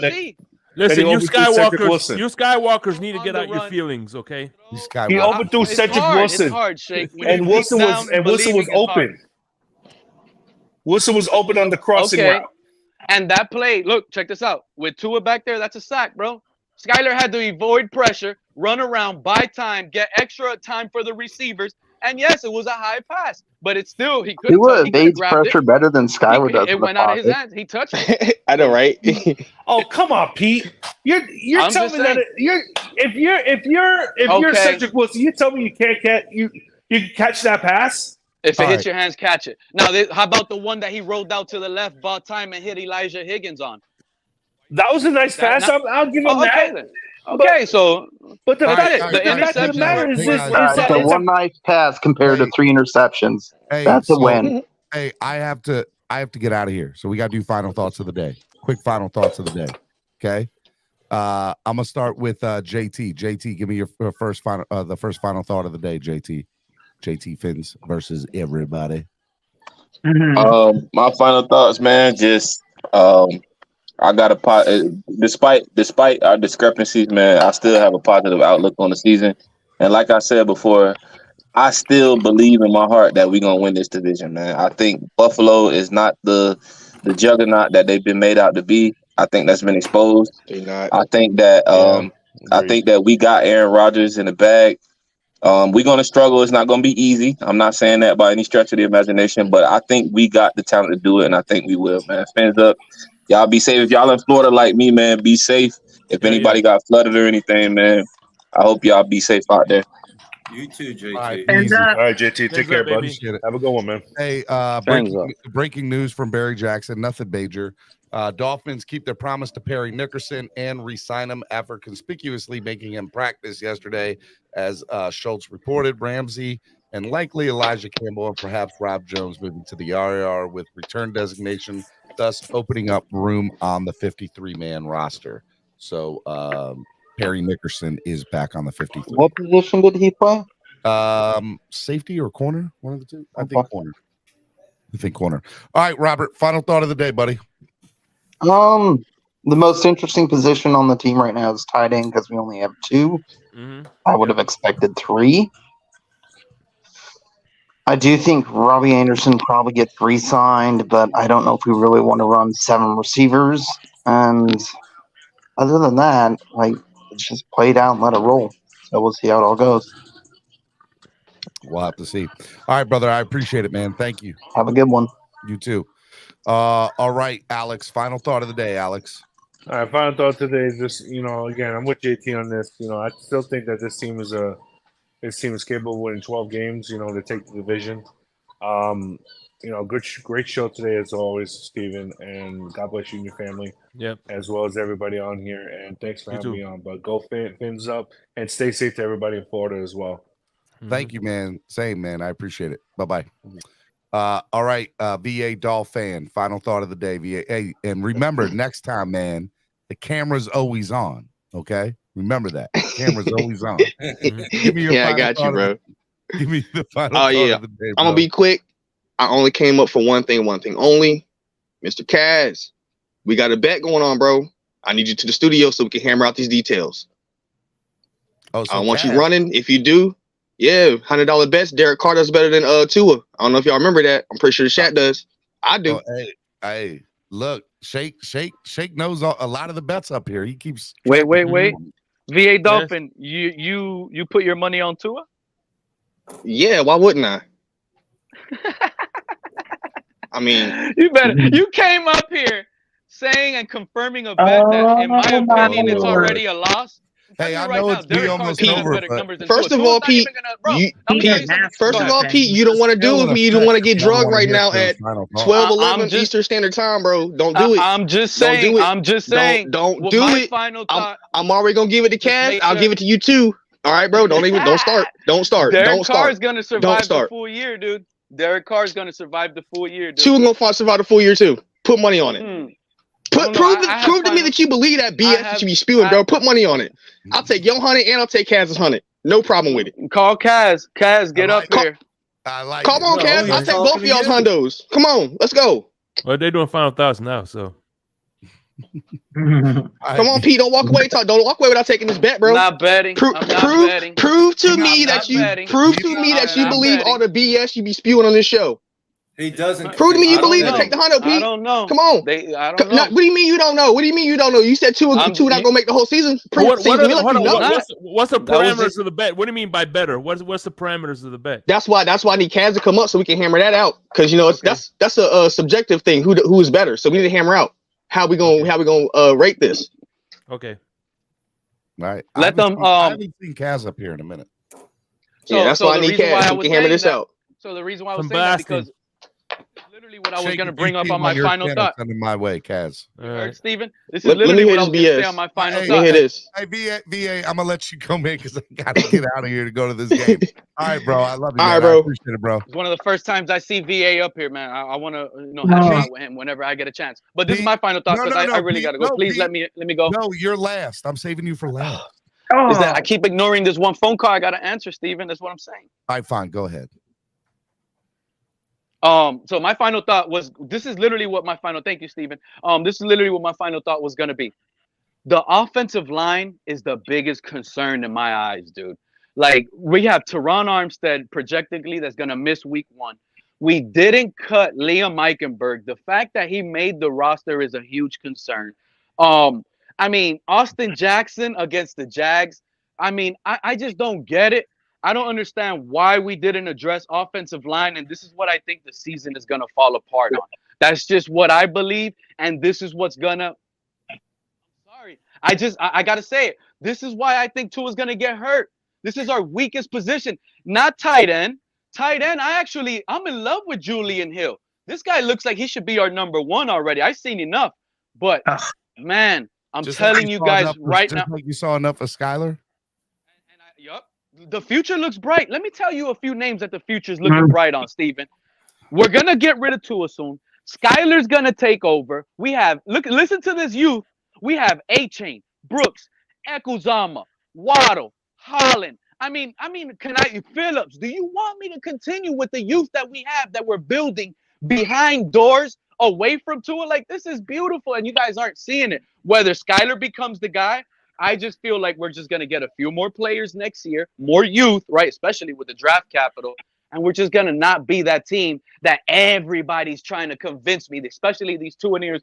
Oh, once Tua's out of here, we're done. I'm sorry to tell this fan base. I'm telling you guys right now, once Tua is out of here, that's when we're really actually moving forward. Like, that's just the reality. Thank you for having me up. And you guys have a blessed day. Bye, Pete. I don't know what else to say to that. Pamela, final thought. Okay, my final thought is that Pete makes my head hurt, and that I think the Dolphins have made some really good moves. I have a lot of confidence in this team. I think we're going 13-4. I think we're definitely winning the division. I believe that we're going to beat Kansas City in Germany. And go Dolphins. And thank you so much, Steven. Love all my Fins fam. Thank you. Appreciate it. Bye, Pam. All right, Papa Paul, final thought of the day, man. I'm still stuck at 12-5 as our season, but division champs. Okay. Thank you for having me on the show. I have my show tonight at 8:45. Come watch. We'll be doing a lot of the same stuff, talking about the 53-man roster and what's everyone's thoughts on it. It's Pete's delusional, as we all know. And no, I don't care for quirks. Von Joe, hey, that was good. That was good. Pop Okay. Paul, that was really good earlier. Peace, love, Shout and out to fins you, up, man. everybody. Love you, brother. Be good, man. You too. All right, crypto. I'm sorry. I didn't mean to call you crypto. I don't know who that is. Me neither. Me neither, Mr. Hot Dog Man. Final I thought of don't the know day. who that is. Final thought of the day.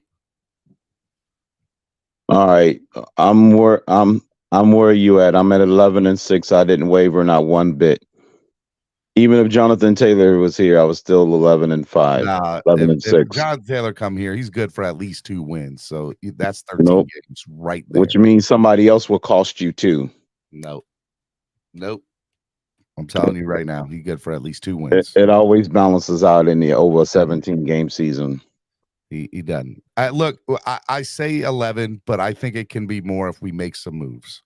And I think we will as the season progresses. I really do. We did last year with Bradley Chubb. There's no reason to think we won't do it this year. We would have won those games without him. I'm just saying. For Bradley Chubb. I'm just saying. All right. But yeah, I say yeah. We will. That's when the real season starts. It's almost here. We're 10 days away, or however many days. 10. Yeah, I think it's 10 days. Yeah, in about 10 more days, we'll know, Steven. We'll get this show kicked off, and we'll just let the chips fall where they may. I tell you what, if we don't hoist a trophy, I ain't gonna say that. It ain't about the division. It's just about qualifying for the playoffs, because everybody's 0-0 once you start the playoffs. So I don't know what this ranker about freaking we have to win the division nonsense. No, we just need to qualify for the playoffs and win some playoff win the games. division. I think we are the best team in the division, but I also think that we're the Dolphins, and sometimes the Dolphins. I'll tell you this much: we go 11-6, right? It will be a running back in our backfield that gets stuffed on 3rd and 4th down to cause us to drive the stall out and to lose the division. I hope that you're wrong. fact, I've never wanted you to be more wrong in my life. I'm just saying. I hope I'm wrong too. Okay. That's just going to bring more chaos. Get out of here, Crypto. Thank you for coming on today. Love you, man. Be All good. right, Shake Money. All right, Steven. You're on mute, Shake. Yeah, I'll mute you. There you go. Hey, I'll see you tonight, Crypto. All right. That's what's up. Yeah, man. I appreciate you, man. Thank you. Hey, man. I'm not usually up here, but today because of the storm, we had to stay in for a little bit. You know what I'm saying? So I figured why not jump on and finally be on with the boy Stephen D. Hell yeah, man. I appreciate you. I listen to you all the time. And by the way, yesterday was a great show, especially with Richmond Webb. Yesterday was an amazing show, man. I love Richmond Webb, man. Yeah, Richmond is the man. Shout out to Richmond. Yeah, man. No, but I know a lot of people think I hate Christian Wilkins, and they're right. Trade him today. No, but no, I know. I just, like I said, man, I think this. I wasn't too high or too low in the preseason. Preseason is just preseason, man. I think we don't know who the team is until week 6. So I appreciate you having me up here as always. And tonight we're gonna do I'm gonna be on the Smoke Lounge. We're gonna do a small panel, and we're gonna talk about the 53-man roster like we did today. Then Friday I don't open up, and then Friday we're gonna do the open panel Friday because Friday nights I could drink. And because I tell you what, these panels make you want to drink. I don't understand why you're not drinking now, but because I gotta go drive. I'm about to go. I'm gonna end up being late to the game. No. I'm taking my daughter out of school, and we're gonna go to the camp. But just know, you may not see me on the comment section, but I do listen and appreciate all the wonderful content. You and do, please, man. You come in here every day. You're usually the first, so I appreciate that. I love you, man. And by the way, man, like I said before, you know, I've told I'm gonna make this analogy before I leave again. I said it before, and I'm gonna say it again. You know, people want a place for great Dolphin content, but if they don't support it, they're not gonna have it. So I think it's very important that we support you financially because you're doing an outstanding job for the community. Because of you, I discovered a lot of great people in this community, and I just wanted to let you know I appreciate you 100%, man. And fins up, Shake. I appreciate it. Thank you for saying that, man. It means a lot. I really appreciate it. Thank you. Peace. Hey, man. Look, Miami Sports Music's #1 Miami fan morning show, Clock Blockers. We went into overtime a little bit today. So I hope that you guys had fun. It was a lot of fun. So if you guys need anything from me, hit me up at Stephen D SKPL. Spread kindness, positivity, and love everywhere. I'm about to go now. I'm about to get out of here. Tomorrow's Thursday. Tomorrow's going to be a good show. Cameron will be on. Tamaris from F-Boy Island, as well as now Jersey Shore All-Star is going to do our celebrity pick'ems. So we're not doing games. We're going to do division winners, who's going to make the playoffs, and Super Bowl prediction of Super Bowl tomorrow. So be on the lookout for that with her. That'll be a lot of fun, and might have another special guest here and there. Maybe bring a couple of y'all on to talk. So if y'all enjoyed the show today, make sure you guys hit the like button. 94 likes. 6 more likes gets us to 100 people. I love y'all. If y'all enjoyed the show, you can donate. Donate on Cash App or PayPal. The link is in the description below, or you can donate right here on YouTube. Whatever it is, you can always share as well. Share, let people know that we're here. We'll see y'all tomorrow right here on Clock Blockers, the #1 Miami fan morning show. Peace. Singing this just to welcome bro. To a time. Time to grab, time to shine. To a time. To a time.